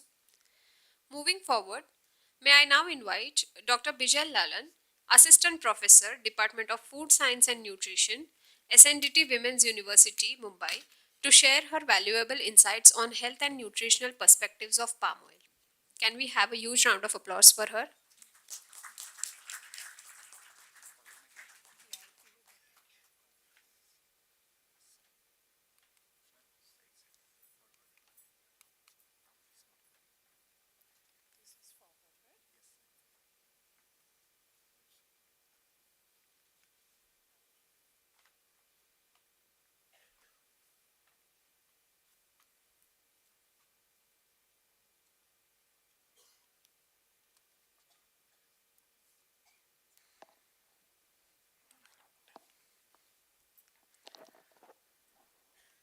So, good evening, everyone. I am a nutritionist. We heard that nutritionists don't allow you to eat, as well as Dr. Sir just mentioned that. But we allow you to eat if you eat well. So, if you eat half of your plate is full of fruits and vegetables, the remaining 1/4 can include fats and oils. When I say fats and oils, I'm talking about healthy fats. When we talk about healthy fats, or just mentioned about olive oil, a lot of omega 3 and omega 6 fatty acids coming from olive oil, fish oils, fishes, even ghee in moderation is good for you. But today's generation, correct? How many of you eat junk food at least 3 to 4 times a week? Can you raise your hands? I think most of you, right? So that is why industry is stepping forward and taking care of you. Palm oil is one of them. We have just heard that it is a very, very stable oil, correct?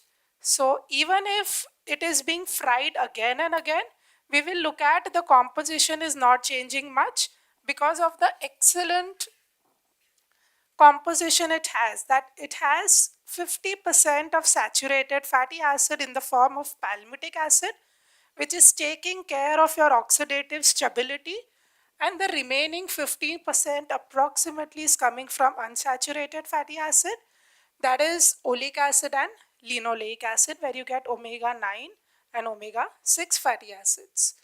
Along with that, we have a fighter, that is vitamin E, a very important antioxidant which protects you from free radical attack. And that vitamin E in palm oil is in the form of tocotrienols and not tocopherols, which is very common in other vegetable oil. If you read, there was a study that was conducted which says that almost 40 to 60% of antioxidant activity is better with tocotrienols in comparison to tocopherols. And red palm oil, as Sir has already said, is rich in carotenoids.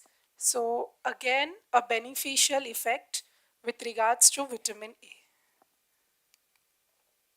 So I think I can skip this. Can I skip this? So this is about the extraction of palm oil. So I will just add a sentence here. Palm oil, as we see, is a semi-solid oil. You get it in two different fractionated forms. That is palmolene, which has more of oleic acid, and the second one is palm styrene. So the one which we are emphasizing here is on palmolene.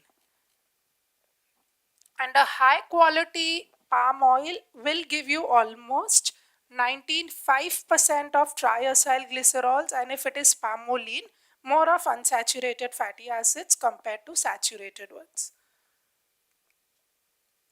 So applications in the food industry is what I was talking about. Because of its distinctive solid content, it has an exceptional oxidative stability and a high nutritional value. So majority of the times, that is almost 80% of us, use refined as well as fractionated palm oil, that is palmolene oil, in the food industry. The refined palm oil and palmolene is used as a culinary oils, whereas palm styrene is used in baking fat. And this is because of its stable beta polymorphic form. So palmolene, which is ideal, is used as a confectionery fat due to also its high lauric acid concentration. A very surprising article that I read, that palm oil is also utilized in production of cheese. And this will increase the physicochemical qualities as well as the sensory matrix of your cheese. So it will just melt well in your mouth. So I think enough has been spoken on this, but I will just emphasize on the refined palm oil. Why is it used? Because of its balanced SFA to UFA ratio, giving it a good oxidative stability, a gumming effect, as well as high smoke point.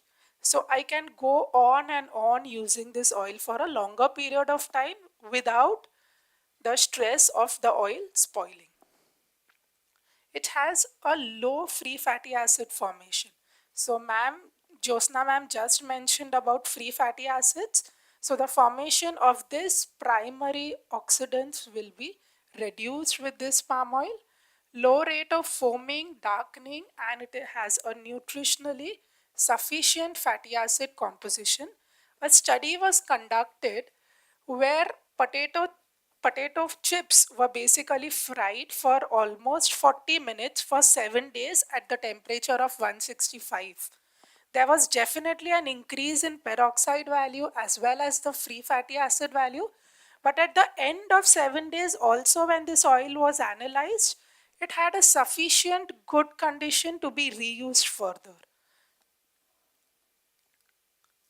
So as a bakery shortening, we just spoke that palm styrene is being used. So this is because of its solid fat content being between 22 to 25% at 20 degrees, giving a nice plastic cake shortening effect.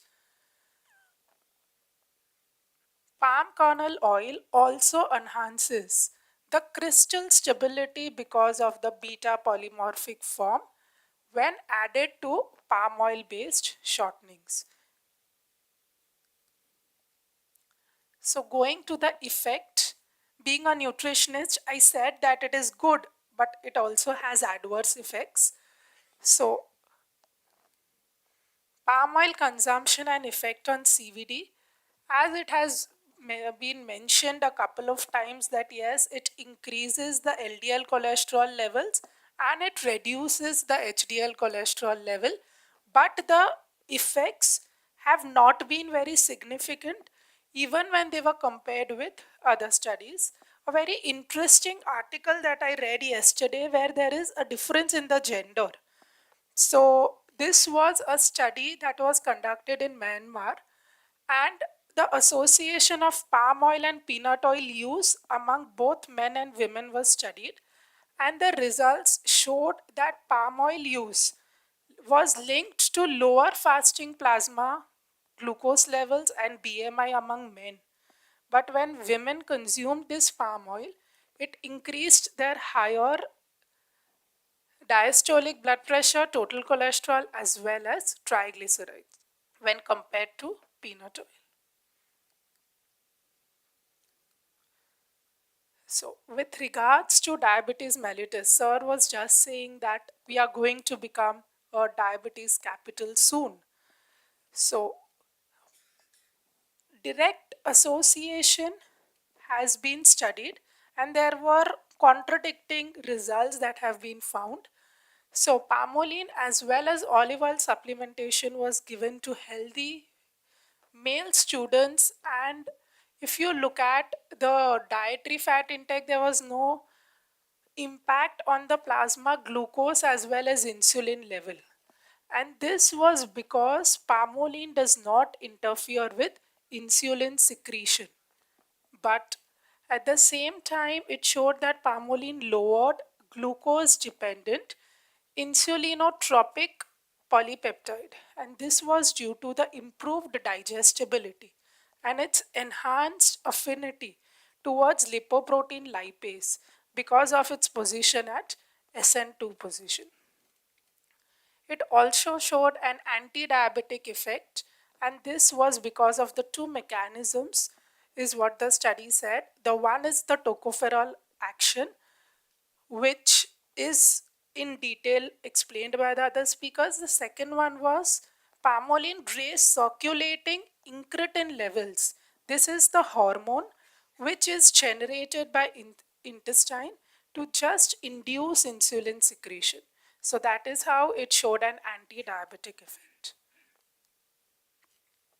There was another study again conducted on type 2 diabetes mellitus patients where no significant results were seen on the plasma glucose concentration. But a contradicting study also showed that when it is consumed in excess, it can favor both liver as well as visceral fat accumulation, leading to a detrimental role both in type 2 diabetes mellitus progression as well as starting from development to progression. An in vitro study on palmitic acid, specifically the saturated fat in the palm oil, was studied, which showed that it impairs insulin signaling in cultured rat hepatocytes and myotubes as well as pancreatic cells, viability as well as insulin secretion. This happened with regards to the three mechanisms that they had suggested, that it reduced the viability as well as induction of apoptosis, specifically in the endoplasmic reticulum, that is ER stress, inhibition of insulin stimulated phosphorylation events, and the third one was ubiquination of the key insulin signaling molecules. Again, when we look at the palmitic acid effect on cancer, it showed that yes, in 89% of the cases, it increased the risk of postmenopausal breast cancer among women. A national prospective case control study was conducted in Scotland where palmitic acid, along with some amount of MUFAS and other SFAs, was positively associated with colorectal risk of cancer in a dose dependent manner. So, as you increase the amount of fat, the risk of colorectal cancer increased. Again, another study in Japan showed that an increase in palmitic acid consumption increased the risk of prostate cancer.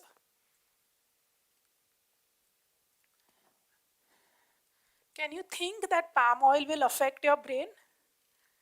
Anyone had thought? Very interesting research has happened in this area where a high antioxidant content of palm oil, in the form of tocotrienols, has helped to protect the organ from oxidative damage, especially the brain. thereby improving brain health and preventing neurodegenerative diseases like Alzheimer's and Parkinson's. And this happened because of the tocotrienol. It prevented inflammation in the brain cells and thereby increased blood circulation and prevented neurodegenerative diseases like Alzheimer's and Parkinson's. Going to the anti-inflammatory effect of palm oil. Again, this is coming from tocotrienols present in palm oil. So, crude palm oil supplementation aided in colon cancer management by reducing the number of aberrant crypt foci, minimizing the adverse effect that patients go through when they undergo chemotherapy. Another study showed that tocotrienol rich fractions, that is TRF of palm oil, prevents inflammation by inhibiting the production of inflammatory mediators such as nitric oxide synthase as well as cyclooxygenase 2. Very important. Sir also mentioned how oil is being consumed is important. So a study also showed when palm oil is constantly being fried, it can form acrylamide through glycerol breakdown, and you have to avoid consumption of this oil. So anti-thrombotic effect of palm oil consumption. Again, when studies were conducted, it observed that an increased platelet aggregation in diabetic individuals when they consumed refined palm oil rich hazelnut spread. But at the same time, palm oil had also showed, in other researches, it also showed stronger anti-thrombotic property than olive oil. This is because palmolene inhibited the production of thromboxane 2, a substance that causes irreversible platelet aggregation. So palmolene, yes, decreased platelet aggregation by inducing vascular endothelial cells so that it could secrete antithrombotic prostacyclin and prostaglandin F1, and this is how it induced decreased aggregation and had an antithrombotic effect. So to conclude, palm oil is rich in SFAs, we all know that, and this is why it gives a better oxidative stability compared to other oils, having a better shelf life, frequently used in the two forms palmolene as well as palm styrene by food industries. The unsaturated palm oil at SN2 position does not raise cholesterol levels. It results in the cardioprotective benefit. And some of the compounds like tocopherols and tocotrienols could potentially prevent diseases like diabetes mellitus, cancer, and have an anti-inflammatory and anti-thrombotic capacities. So these are some of the references. Thank you. Thank you, Doctor, for the clarity and depth you have brought to this topic of nutritional perspective of palm oil today.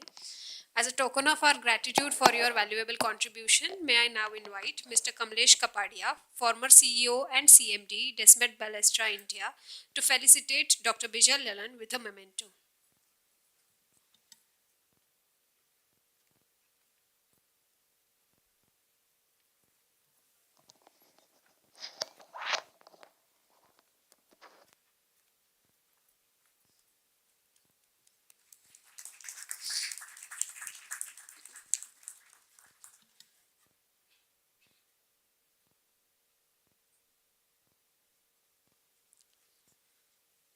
Thank you.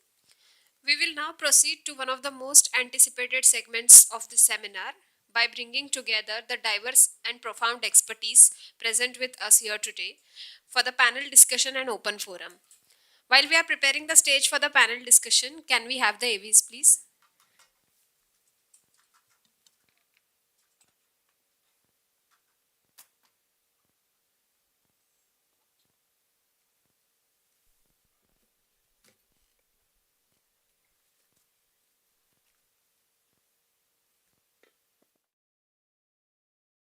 Join the Oil Technologists Association of India, OTAI, and gain exclusive access to national or international events, workshops, and courses at subsidized rates. Network with industry professionals, academics, and government officials while enhancing your personal and professional growth. Stay updated with the latest industry publications and elevate your career with global recognition. Don't miss out, become a member today and unlock a world of opportunities. We are thrilled to announce the Beyond Today series by OTAI Western Zone, in collaboration with FOIC, featuring technical seminars on oil and allied fields. Join us for future seminars and access them anytime on the OTAI Western Zone YouTube channel.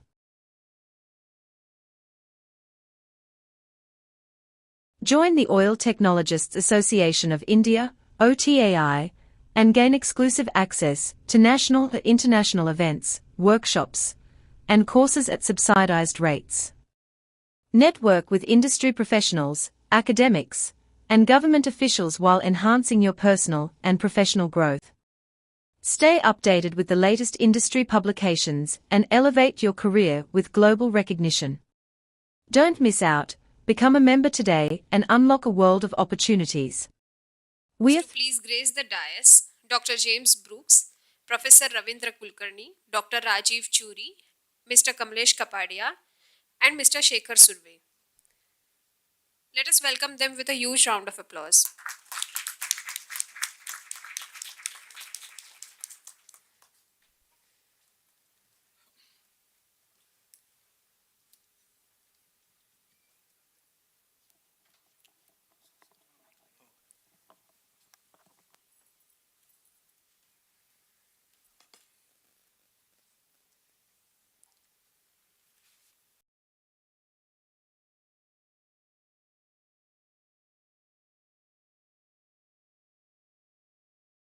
I think we are running behind the schedule. We'll curtail this panel discussion. Anyhow, what I suggest, we'll have a opening sort of a presentation by the Kamlesh Kapadia. Kamlesh Kapadia is a well-known expert in the oil processing. He's quite known in globally. So I request Kamlesh to have his sort of opening remark or his small presentation on the oil processing. Yeah. Kamlesh, please go ahead. Yeah, good evening. I think Generation Z is at the backside. Whenever I start any presentation or talk, my first disclaimer is that I am getting old. I may go blank during my presentation or talk.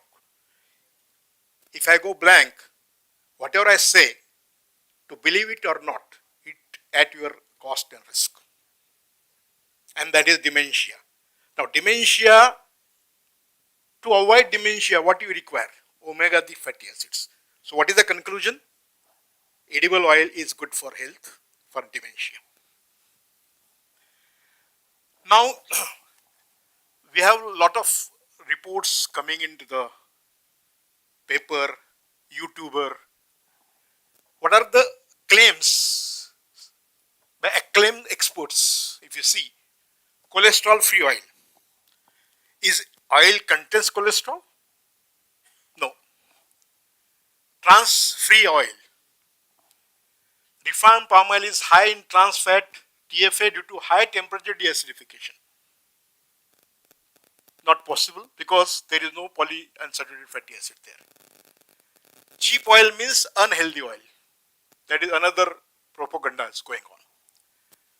No palm oil in the food products. That is a big advertisement. No palm oil. These are all, misgivings in the market today.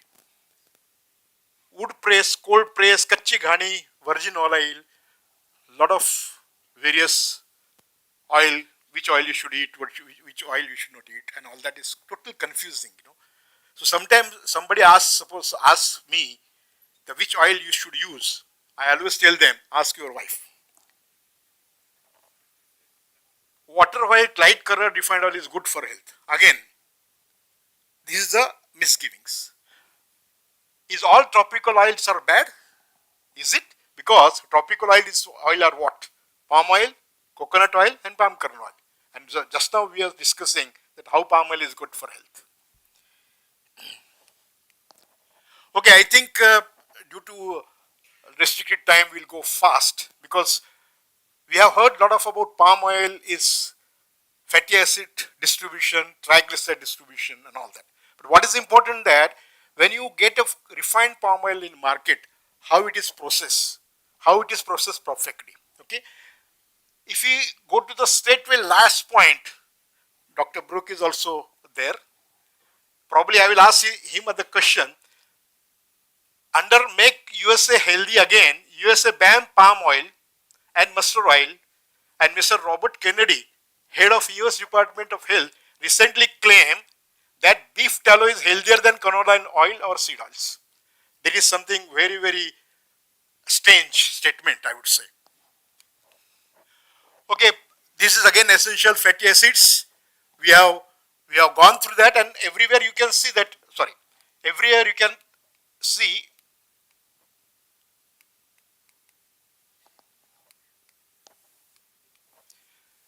omega-3 fatty acids is essential in every diet. Okay. Now, if you ask me really, the red palm oil is the best oil for health. Nobody has talked about red palm oil because red palm oil processing is somewhat different than the normal. Here, because red palm oil is like a blood color, it is not good for health. But it is the best oil available today in the market. If you eat it, you can see that what it contains. If you see that carotenoid and all that, it is 15 times more than carrots. It is 44 times more than the leafy vegetables and 300 times more for the tomatoes. Okay, fatty acid balance and all that we will not go into detail because we already discussed that. Now, if you see the palm oil and soybean oil are making 80% of the oil consumption. Those who are producing soybean oil, they say palm oil is bad. Those producing palm oil, they say soybean oil is bad. So we have to decide. Then finally, if you see the most of the technological development happening, I am not going into the technology, don't be afraid.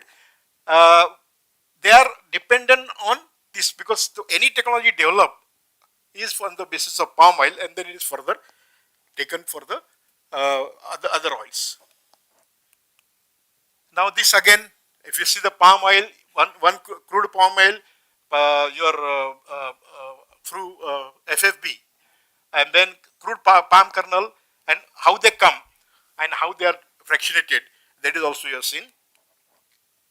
Then one important aspect when we talk about quality of oil which you are eating, how their process is also important.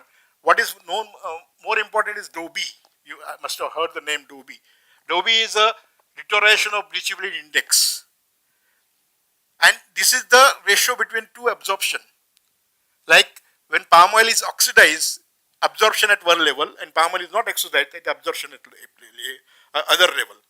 If that you can see here, DOB is absorption at 446 and 269. So 269 is oxidized and 446 is non-oxidized. So if DOB is good, then oil is good. So when they purchase oil, they have to ensure that DOB is good. And here you can see FFA, DOB, keratin and all that, all details are there because we will not go into details because again, it is going to going away from the main discussion of the panel. Okay, this is optimization, how to control the quality, how to control the content of the oil in the fruit. We should now, probably you must be knowing that sooner we will get a lot of palm oil, palm plantation in India. So what I suggest to the government and all that, the all optimization should start at oil mill. Now we can see it's a very dangerous situation because a lot of these YouTubers, reporters, they visit refinery and they see this scenario, milky oil, milky water in the barometric and all that. So they say that this is the way you process the oil. A lot of chemicals are used, hexane is there, and that's all wrong propaganda is given to the market. Now, if you see that to overcome this problem, because this oil when goes to scrubber and goes to the hot well, then hot well becomes milky. So that's the reason why we are there are two new technologies are introduced for the palm oil. One is the Torres and one is Norris. That is maximum recovery of neutral oil, so that we get some income out of it. That's the reason if you recover most of the oil going to the hot well, then hot well will remain clean, and that is how the entire refinery will look clean. So if you see that various things there, I would have explained this, but again, time is the limit. And if you see that overall calculation, by doing so also, yearly we can save approximately 56 lakhs. I think that's it.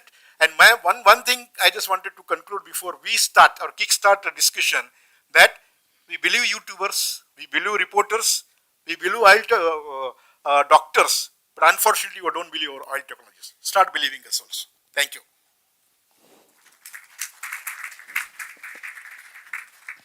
Thanks, Kamlesh. That was quite crisp and very, very informative. Thank you very much. Yeah, that as Kamlesh said about the palm oil, there's a statement coming in USA. Similar case happened with the mustard oil. So there is of course there is a ban by US FDA, right? They have their own thought process, like they have what you call myocardial lipodysis. Maybe it's a cardiac condition, it's maybe dangerous for children, and that's all right, and they have banned it. But I met one nutritionist from the US. She was heading the department, and she said, you must educate your people. I said, how much of the sample size when you conducted the study? She said, I'm not sure about it, but there must be some sample size. So I said, we have a study conducted by at least, I don't know how many, 2 million people. Maybe we have a sample size of 2 million, or maybe more, 20 million. And we have a time period of maybe say 50 years, because whole of my north, they use this mustard oil. And have you ever heard of that there is an adverse effect of mustard oil? No, I have not come across anything. So this is how, in any study, any paper we see, the sample size is very, very important. What is the sample size? There is some ambiguity about that. Same thing came against the coconut oil. About a few days ago, a few months ago, I read an article in the Times of India listing 4 cooking oils which we regularly use as the toxic oils. So there is, as rightly said, completion. Anything is coming in the media. And second thing, one last point I want to make. Unfortunately, all the roadside vendors, they use the palm oil as a cooking medium, because one time it was cheaper. Of course, in between the palm oil become the more costlier than the other oils. And what is practice is that they use again 2 times, 3 times, 4 times, and that's absolutely everybody knows. It's quite dangerous. It produces toxic chemicals. So what we are doing, a relative study of the palm oil as well as the other oils, what happens in the repeated cooking, So that is also very important, because you can't enforce these vendors, but don't use it. Use it for only once or twice, because it's all may not be viable for him, or maybe they may not listen to you. So that's another study we are taking. What is the effect of repeated fry in palm oil versus, because as everybody, doctor said, it is a more stable, have more oxidative stability. So that also another study will be conducting. So, doctor, you want to say something? Opening remarks? Or I'll pass out to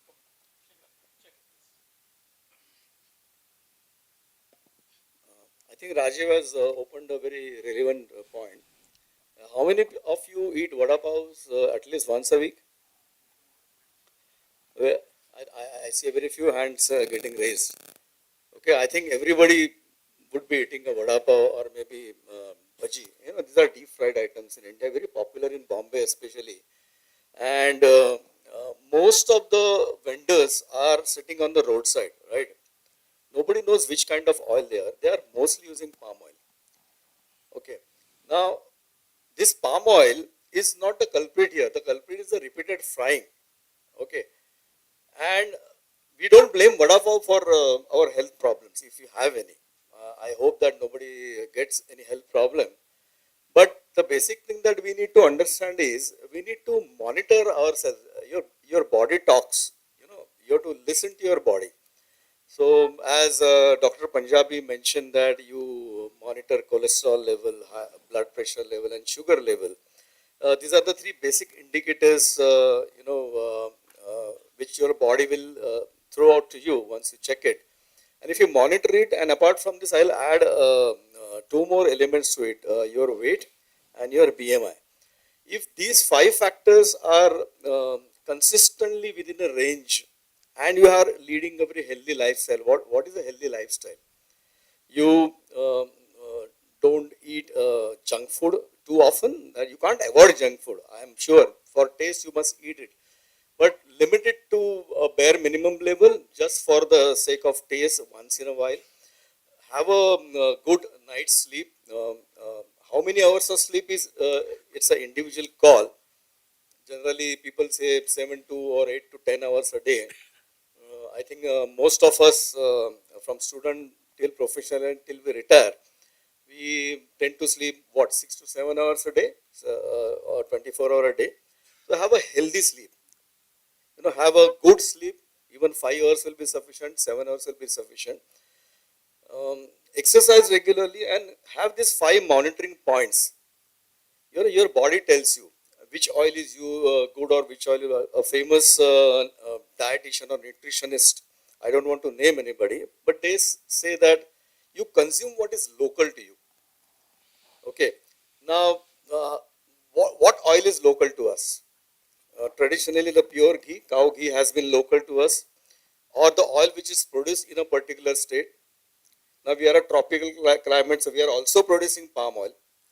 Okay, mustard oil has been local to many north and northeast eastern states. The western part of India sees groundnut oil. Europe sees olive oil as a local oil. So I feel monitor your body, listen to your body, eat healthy, have a healthy lifestyle, and choose where to eat, what to eat very wisely. Oil becomes irrelevant for that. So, saying that palm oil is bad or seed oil generally are bad or fruit oils are bad, it's a game of, lobbying, commercially exploiting and fear mongering that happens on the social media. I think the first thing that you need to do is stop watching the social media. It's all baseless claims people make over there. Listen to oil technologists like, this forum. A lot of people here are oil technologists. Listen to oil technologists, as Kamlesh says, he's smiling very nicely. And I think need expert guidance. Nobody will be perfect. Nobody will be able to guide you on a 100% basis. So have your own take on whatever comes across to you as a knowledge. Filter it out and use it very wisely. Thank you. Thank you, Shekhar. Very good. Nice. Doctor, please. Please. It's on. So just a couple of comments. First of all, I think we should all thank the United States for putting Mr. Kennedy in charge of our largest health program or department in the United States, because basically what we're showing the world is that the value of putting someone with no science or medical education in charge of a organization charged with maintaining the science and health of a given country. So again, we're given a good example of why you actually have scientists and physicians, right? Why they matter. A little bit tongue-in-cheek, but it is very frustrating, so I won't comment further. But and I have no idea how beef tallow became health.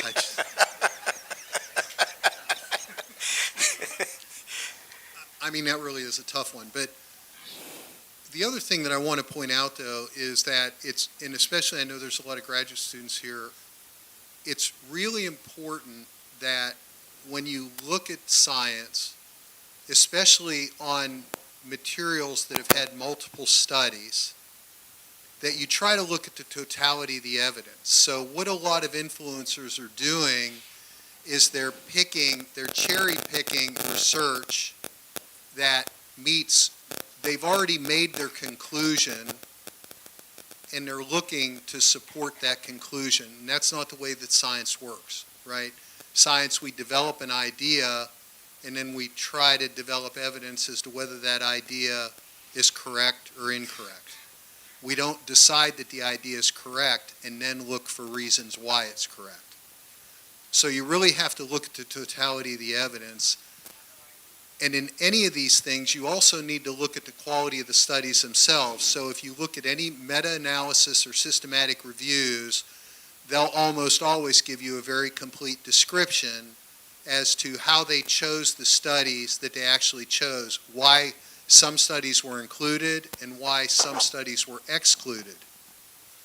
And given the number of online journals that are proliferating now, as opposed to what was true 20 or 30 years ago, many of these journals you can basically get published if you pay the publication fee. The peer reviews, if there are any, are very poorly done. And so you really want to look at journals that have a high impact factor. You really want to look at studies that are properly designed. They've gotten the right statistical power.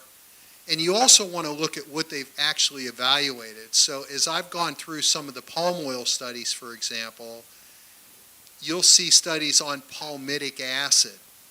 Palmitic acid is an important fatty acid in palm oil, but it's not necessarily palm oil. And as we've talked about, the structure of the triglyceride is critically important in terms of what the ultimate metabolic outcome is. So just to look at a study on palmitic acid may or may not have any relevance to what the outcome would be with palm oil. So again, it's important to look at what is actually studied and how it's done. I'll use one other example that's a little bit different. There was a publication some years ago on vitamin E by an investigator named Eldon Miller, who is a physician associated with Johns Hopkins University in the United States. Johns Hopkins is considered to be a quality university. He did an analysis on vitamin E and determined that basically vitamin E increases death from cardiovascular disease. It caused the vitamin E market globally to drop maybe 70%. I mean, it was a massive drop. If you then followed that publication, there were multiple letters to the journal editor from biostatisticians from universities, as well as there was also some protests from biostatisticians with the U.S. military's medical school in Washington, D.C. The point is, the biostatisticians that reviewed Eldon Miller's work and protested that it needed to be removed were not big pharmaceutical companies, big food companies, big supplement companies. They were independent university researchers, again, from various medical schools, including the U.S. military's medical school. And basically what the biostatisticians found was when they looked at Eldon Miller's application, every statistical model that they used, except for one, did not provide any statistical significance to his claims. There was one statistical model, the one that he published, which I understand from statisticians is a very unusual model, and I am not a statistician, but it was literally the only statistical model that showed significance. And again, a lot of the letters were, how is this a coincidence? How could this possibly be a coincidence? So again, the point is you have to really look at the papers, not just what they say, but how did they get there? Okay, what I found working in the supplement industry is we would provide products for clinical studies, and oftentimes the clinical investigators, and these were really smart investigators at high-quality medical schools, they wouldn't ask me something as simple as, what's the overage? How much is there? What's the source of it? How stable is it? If they looked at a product for 2 years, was it still the same as where we started?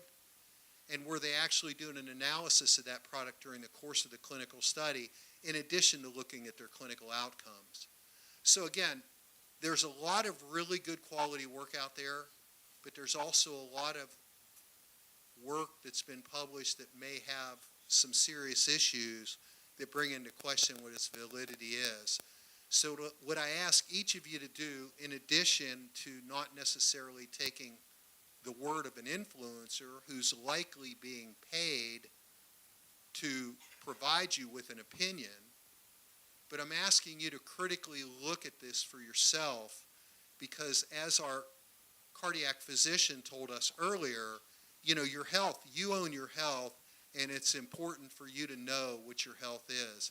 It's also important for you to be very critical about what information you accept and what you choose to believe.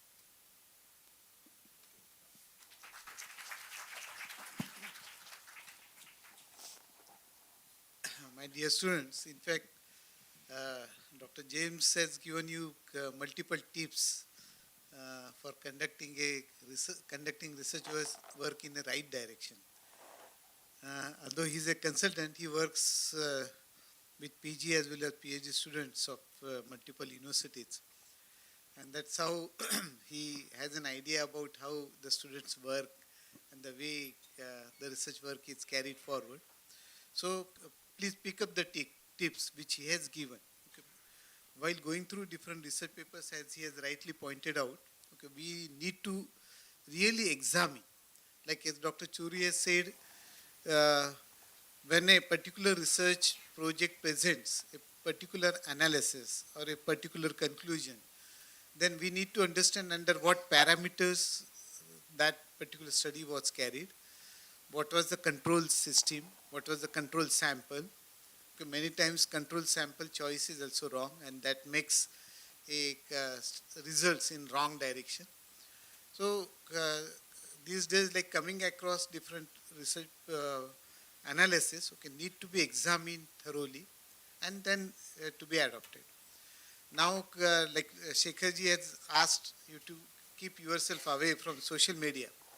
But now social media is now probably lagging behind. What is coming next is ChatGPT. And probably my students, like whenever anything given as an assignment, immediately goes to ChatGPT and tries to find out an answer. Okay. Say again, same thing. ChatGPT is again a model which has been trained based on a specific data, and it's not sure that like whatever answer that you are going to have from that ChatGPT may be a right one, because ultimately the models which are being developed are based on the specific data under the specific conditions, and if the data is improper, if the data is inaccurate, and if the data is insufficient, then you are going to get biased results. I may not say wrong result, but biased results. So bias in research is probably never acceptable. One has to always work with an open mind. Now I think through this particular seminar, you have come across lot of facts about palm oil. Okay, we could come across lot of nutritional aspects of the palm oil, and simultaneously we got a very good presentation by a cardiac specialist who said like oil is not just the one factor. There are multiple parameters. Even if you are good in diet, even if you choose a right oil, and if you don't take proper exercise, and if you have a bad habits like smoking, then probably no one can save you. So probably work with a scientific approach, work always based on a scientific details, and always go through with an open eye, open mind, and always go through the facts and then come up with a right conclusion. That would be the right way of undertaking research. So thank you, panelists. I think we'll conclude here because we're running out of time, because we can go and on and on, but we'll conclude here. I think, Sushmita, if we can. We have yeah, please go ahead.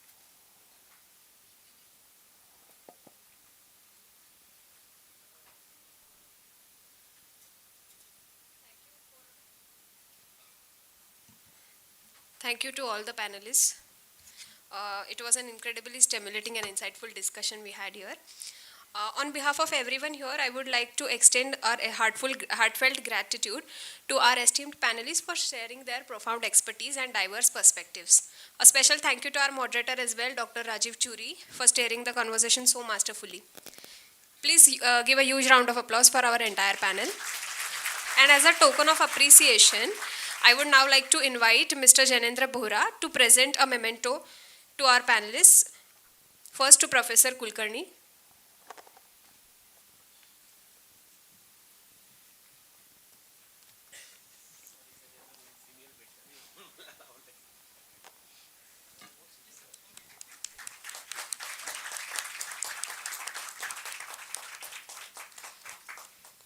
Thank you, sir.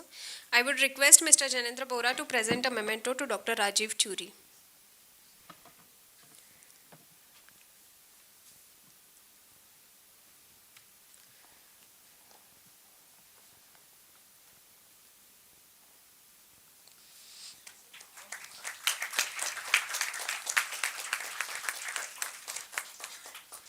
To Dr. James Brooks.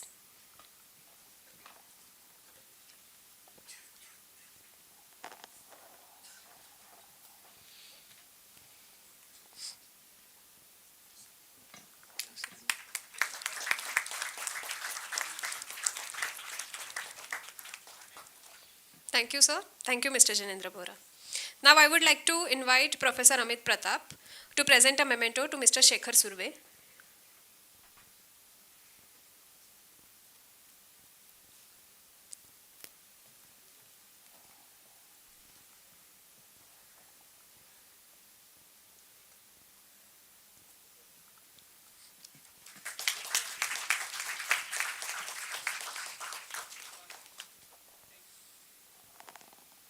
Thank you.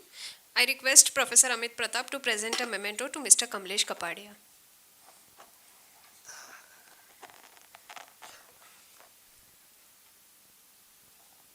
Thank you.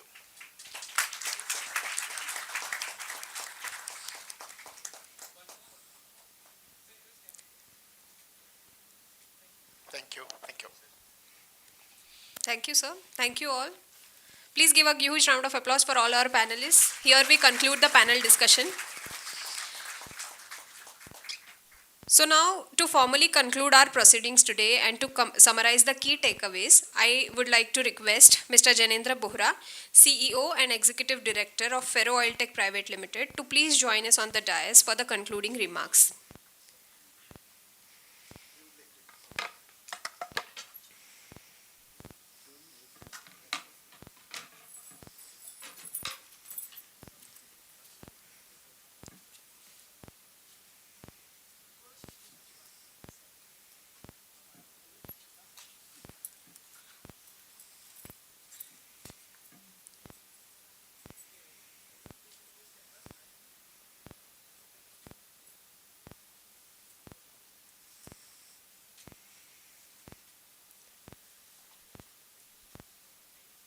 Thank you all.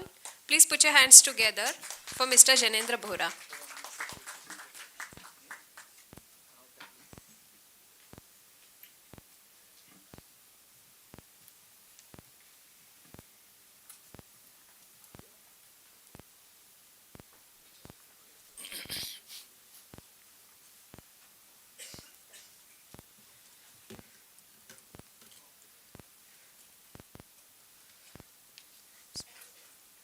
So now Mr. Janendra Bohra will share us the summary of the today's proceedings and will conclude the final event and the seminar with his concluding remarks.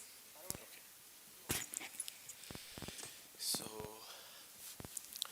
good evening all, respected dignitaries, Professor Honorable R.D. Kulkarni sir, Dr. Rajiv Churi, Dr. James Crook, Shri Shekhar Surve sir, Devi Chame sir, our favorite Kamlesh Kapadia sir, and all the dignitaries present for this very special seminar that is for palm oil, beyond the label, the nutrition science of palm oil. So I will just conclude it with some keynotes from the key speakers. Sometimes what we think we know about food is only the tip of the iceberg. Today we explored what lies beyond the label of palm oil. It has been enlightening and insightful seminar today, Beyond the Label, the nutritional science of palm oil. I want to sincerely thank all the organizers, all our student volunteers, OTI and MPOC for conducting, and thanks for Mumbai University helping us conducting this seminar today for the venue.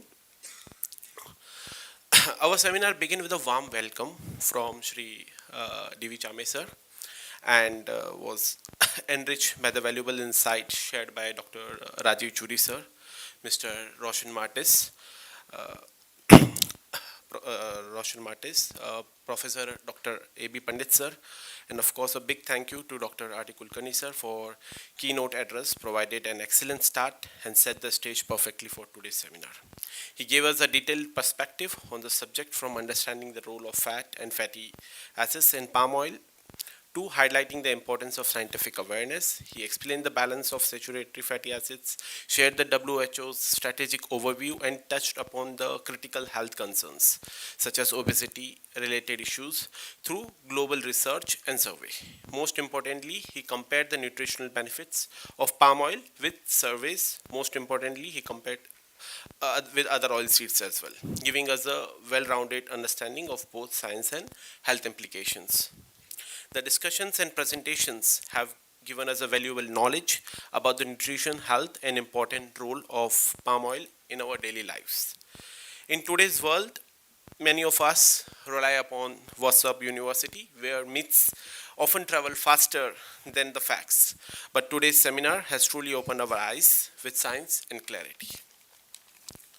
So let me briefly highlight the takeaways from today's session, a recap of our speakers. Dr. James Brook started with clearing a common myth about palm oil, highlighting its nutritional values, economic importance, and role in India's edible oil self-reliance. He highlighted how outdated dietary myths have shaped negative perception of palm oil, whereas modern science shows it can be a part of a balanced diet. He emphasized that with Indian focus on edible oil self-reliance, palm oil is not only a nutritional asset, but also a strategic crop for economic sustainability and farmer welfare. Professor Dr. Joshna Wagmare, she explained how fatty acids in palm oil remain stable even under the high heat conditions, and especially connected with the Indian cooking style, thereby preserving its nutritional integrity. She further highlighted that its health benefits are retained without significant degradation even during the frying reactions. So Dr. Ashok Punjabi helped us to understand the connections between the cooking oil and healthy heart, emphasizing the importance of making informed choices for our cardiovascular well-being. Dr. Bichal Lanan, she elaborated on health and nutritional perspective of palm oil, emphasizing how its unique biochemical compound possess protective properties that may help in preventing the chronic diseases such as cancer and diabetes. Wrapped up the presentation by showing palm oil's versatility, its antioxidant and anti-inflammatory properties, and multiple ways is contributing to health beyond the basic nutrition. We had an amazing panel discussion. We started with Kamlesh Kapade's stunning presentation. He always says that he have dementia, but he's always rocking with this presentation. So have a big round of applause for him. The panel discussion was followed by featuring Dr. James Brook, Professor R.D. Kulkarni, Dr. Rajiv Churi, Kamlesh Kapade sir, and Shekhar Surve sir. Was very engaging. They addressed the audience with the practical insights and explored the future direction in palm oil research, nutrition, and policy. It was inspiring to see such a lively exchange of ideas among the experts from different backgrounds. So to conclude, today's seminar has not only enhanced our understanding of nutrition science of palm oil, but also inspired us to think about its broader implication for health, economy, and sustainability. I sincerely thank all the speakers, organizers, and participants for making this event so enriching. So let us take insights forward, apply them in our work and daily lives, and continue these meaningful discussions in future. Thank you for all your time and attention. Thanks for inviting. Thank you, sir, for the concluding remarks and for summarizing the key takeaways in a crisp form. So now, no great endeavor is complete without expressing gratitude. For this pleasant and important duty, it is my privilege to invite Professor Amit Pratap, Honorary Secretary of OTAI Western Zone and Professor at the Institute of Chemical Technology, Mumbai, to propose the formal vote of thanks.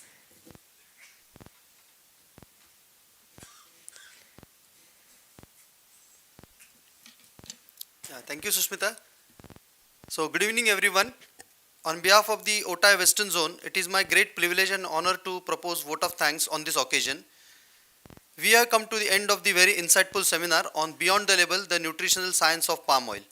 So, first and foremost, we would like to express the profound gratitude to our esteemed keynote speaker, Professor R.D. Kulkarni, President OTAI Western Zone and Vice Chancellor, University of Mumbai. Sir, your inaugural address was truly enlightening and set a perfect tone for the rest of the event. Our sincere thanks goes to Dr. Rajiv Churi, the National President of OTAI. Your address provided a valuable national perspective and underscored the importance of our industry's continuous learning and development. We are extremely thankful to Mr. Roshan Martis from MPOC. Your presence and address have given a great source of encouragement, and we thank MPOC for their financial support for this seminar.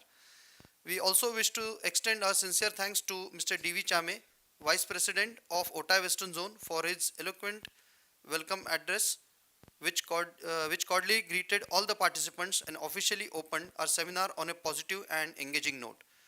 We are deeply grateful to our esteemed Vice Chancellor of ICT, Professor Aniruddha Pandit, for his welcome address, and his presence here today was a great honor and as a source of encouragement for all of us. We would also like to express our sincere appreciation to Professor Shivram Garje sir, who is Dean, Science and Technology Department of Chemistry, University of Mumbai, for gracing the event with his presence. A special thank to all the brilliant speakers who shared their deep knowledge with us. We sincerely grateful for the presence and taking their valuable time from their schedule. Dr. James Brooks for demystifying the myths and facts surrounding the palm oil and giving us a glimpse into its future. Professor Josna Wagmare for her insightful presentation on the stability and importance of palm oil fatty acids within the context of Indian cooking. Dr. Ashok Punjabi for his expert medical perspective on the relationship between cooking oils and cardiac health. Dr. Bijal Lalan for her detailed session on the nutritional perspectives of palm oil. Our heartfelt appreciation goes to all the panelists, Dr. James Brook, Professor R.D. Kulkarni, Mr. Kamlesh Kapadia, Dr. Raju Churi and Mr. Shekhar Surve for the stimulating and interactive panel discussion that answered many pressing questions from the minds of the people. We would like to express our sincere thanks to Mr. Janendra Bora, CEO and Director of Ferro Oil Tech Private Limited, for his thoughtful concluding remarks and perfectly summarizing the key takeaways from the seminar. We would like to express the heartfelt thanks to the Master of Ceremony, Ms. Sushmita, for her exceptional hosting skills, seamless coordination for keeping the event engaging and running smoothly throughout. We must acknowledge our organizers, the entire team of OTAI Western Zone, for the meticulous planning and flawless execution of this seminar. We would like to extend the sincere thanks to the senior members of OTAI Western Zone and particularly Dr. A.T. Mirajkar, Honorary Treasurer of Western Zone, for the significant contribution and continuous support in confirming the success of the seminar. We would like to extend the sincere thanks to the Zonal Executive Committee members of the OTAI Western Zone and all the faculty members of the Department of Oils, Dr. Chandu Madankar, Dr. Pintu Kundu. We are extremely grateful to Mr. Umesh from OTAI Western Zone for his tireless efforts, continuous support and contribution, which played a significant role in success of this event. We offer our sincere thanks to MPOC for the generous financial support which was instrumental in bringing this seminar into a reality. We also extend our sincere thanks to the support staff of Department of Oils for their invaluable support and contribution which made the foundation for success of this seminar. We extend our sincere thanks to University of Mumbai for graciously hosting this excellent venue, the Green Technology Auditorium. Their steadfast support and collaboration were instrumental in successful organizing this event. We are deeply grateful to the Department of Chemistry, the Head of Department of Chemistry, Dr. Naveen Chandra Shimpi and Dr. Suresh Pawar for the constant support in organizing the seminar at this venue. The smooth operation of this event would have not been possible without the dedicated support of our student volunteers from ICT Mumbai and University of Mumbai. Our heartfelt appreciation goes to the student volunteers, Mr. Akshay, Mr. Baliram, Mr. Prasad, Mr. Ninad, Mr. Pratik, Ms. Ravina from the Department of Oils, Oleochemicals and Surfactant Technology, ICT Mumbai, and Mr. Sai and his team from University of Mumbai for their enthusiastic support and dedication, ensuring the event ran smoothly. We are sincerely grateful for the hard work and commitment. Our heartfelt appreciation goes to Messrs. S Creation, Mr. Orles and Mr. Guru for ensuring seamless audio-visual experience, and to Mr. Lad for curating a special menu for the event. Finally, I would like to express our sincere gratitude to all the delegates, students and attendees. Your active participation, keen interest and thoughtful discussions are what made this seminar a resounding success. We extend our sincere thanks to every individual who may not have been mentioned here today, but whose efforts contributed to the success of this seminar. So thank you all once again and have a wonderful evening. Thank you, sir. Now, I would like to invite Dr. Rajiv Churi, National President OTAI, to present a memento to the Department of Oils, Oleochemicals and Surfactants Technology, ICT Mumbai, for their valuable contribution in arrangement of this seminar. I request Professor Amit Pratap to receive the memento on behalf of Department of Oils, Oleochemicals and Surfactants Technology, ICT Mumbai.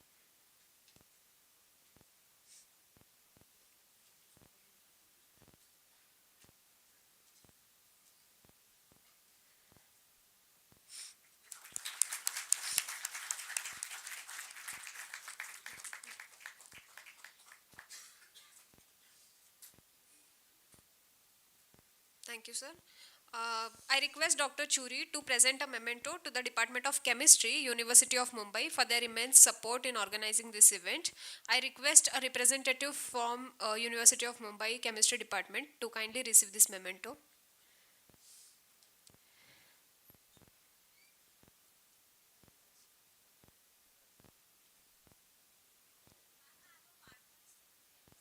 Sure, sure.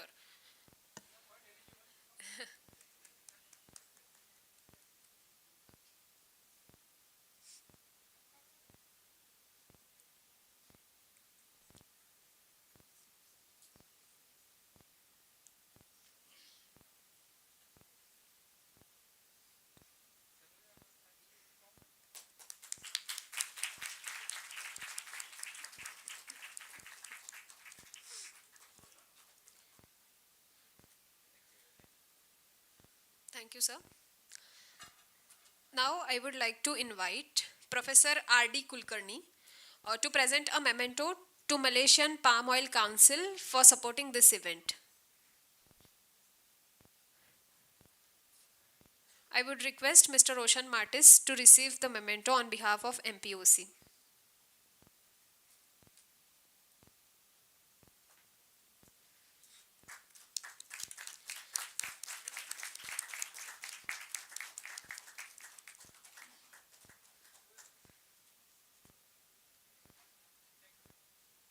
Thank you, sir.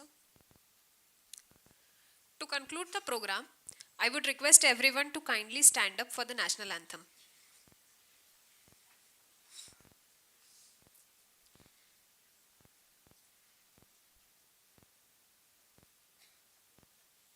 जनगण मन अधिनायक जय हे भारत भाग्य विधाता पंजाब सिंध गुजरात मराठा द्राविड उत्कल बंगा विंध्य हिमाचल यमुना गंगा उच्चल जलधि तरंगा तव शुभ नामे जागे तव शुभ आशीष मांगे गाहे तव जय गाथा जनगण मंगलदायक जय हे भारत भाग्य विधाता जय हे जय हे जय हे जय जय जय जय हे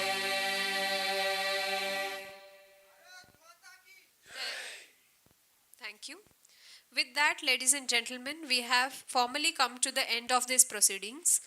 A sincere thank you to each and every one of you, those who have joined offline as well as online, for making this seminar a grand success. We may now proceed for the networking high tea outside the auditorium. Have a wonderful evening ahead and a great weekend. Thank you.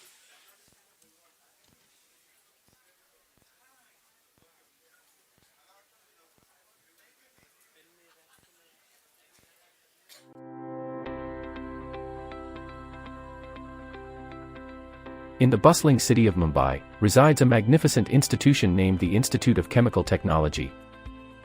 Since its inception, this institute has been the cradle of the ever-expanding chemical industry, leading innovation throughout the globe. Established in 1943, the Department of Oils, Oleochemicals and Surfactants Technology at ICT Mumbai stands as a pillar of innovation within its verdant campus. For almost a century, this department, led by its eminent faculty, has been at the forefront of education and research, shaping the very landscape of the oleochemical and surfactant industries in India. The department offers a specialized curriculum, including 4-year bachelor's, 2-year master's, and doctoral programs, providing students with advanced knowledge and hands-on skills. Equipped with state-of-the-art laboratories and advanced instrumentation, the department drives R&D through various projects related to oils.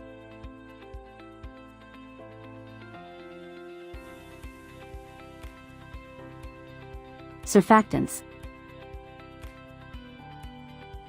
home and personal care, lubricants, and nutraceuticals.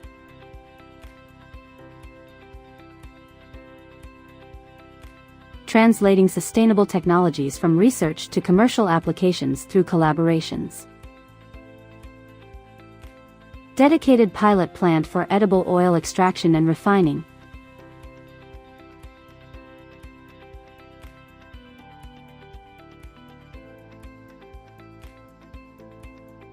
A pilot-scale soap manufacturing unit. A fully automated 5-liter bioreactor.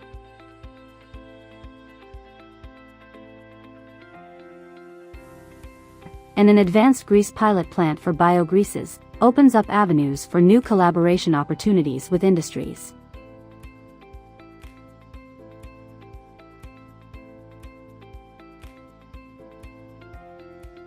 Faculties are associated with various national and international organizations and lead multiple research projects in collaboration with government, academic and industrial institutions.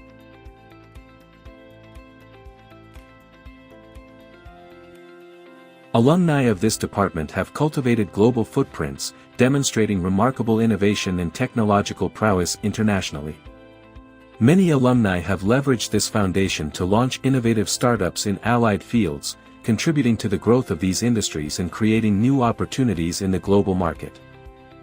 Committed to innovation and progress, the Department of Oils, Oleochemicals and Surfactants Technology welcomes collaborations that push the boundaries of science and technology, shaping the future of the industry.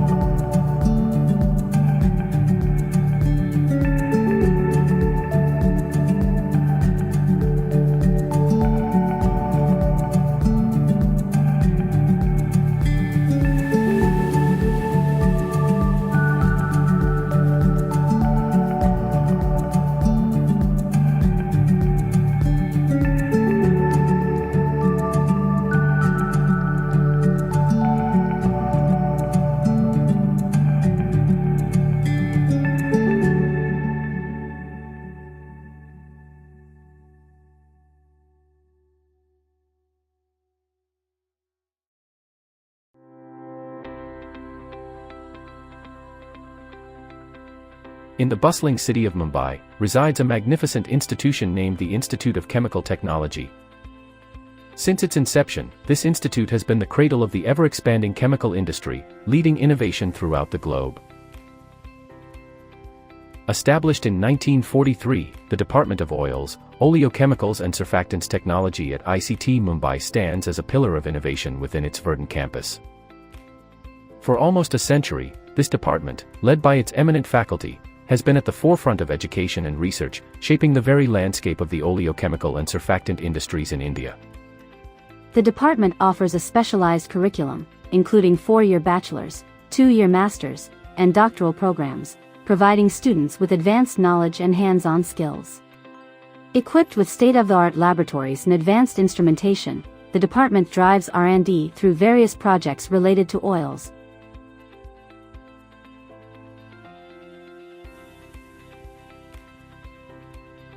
Surfactants, home and personal care, lubricants, and nutraceuticals.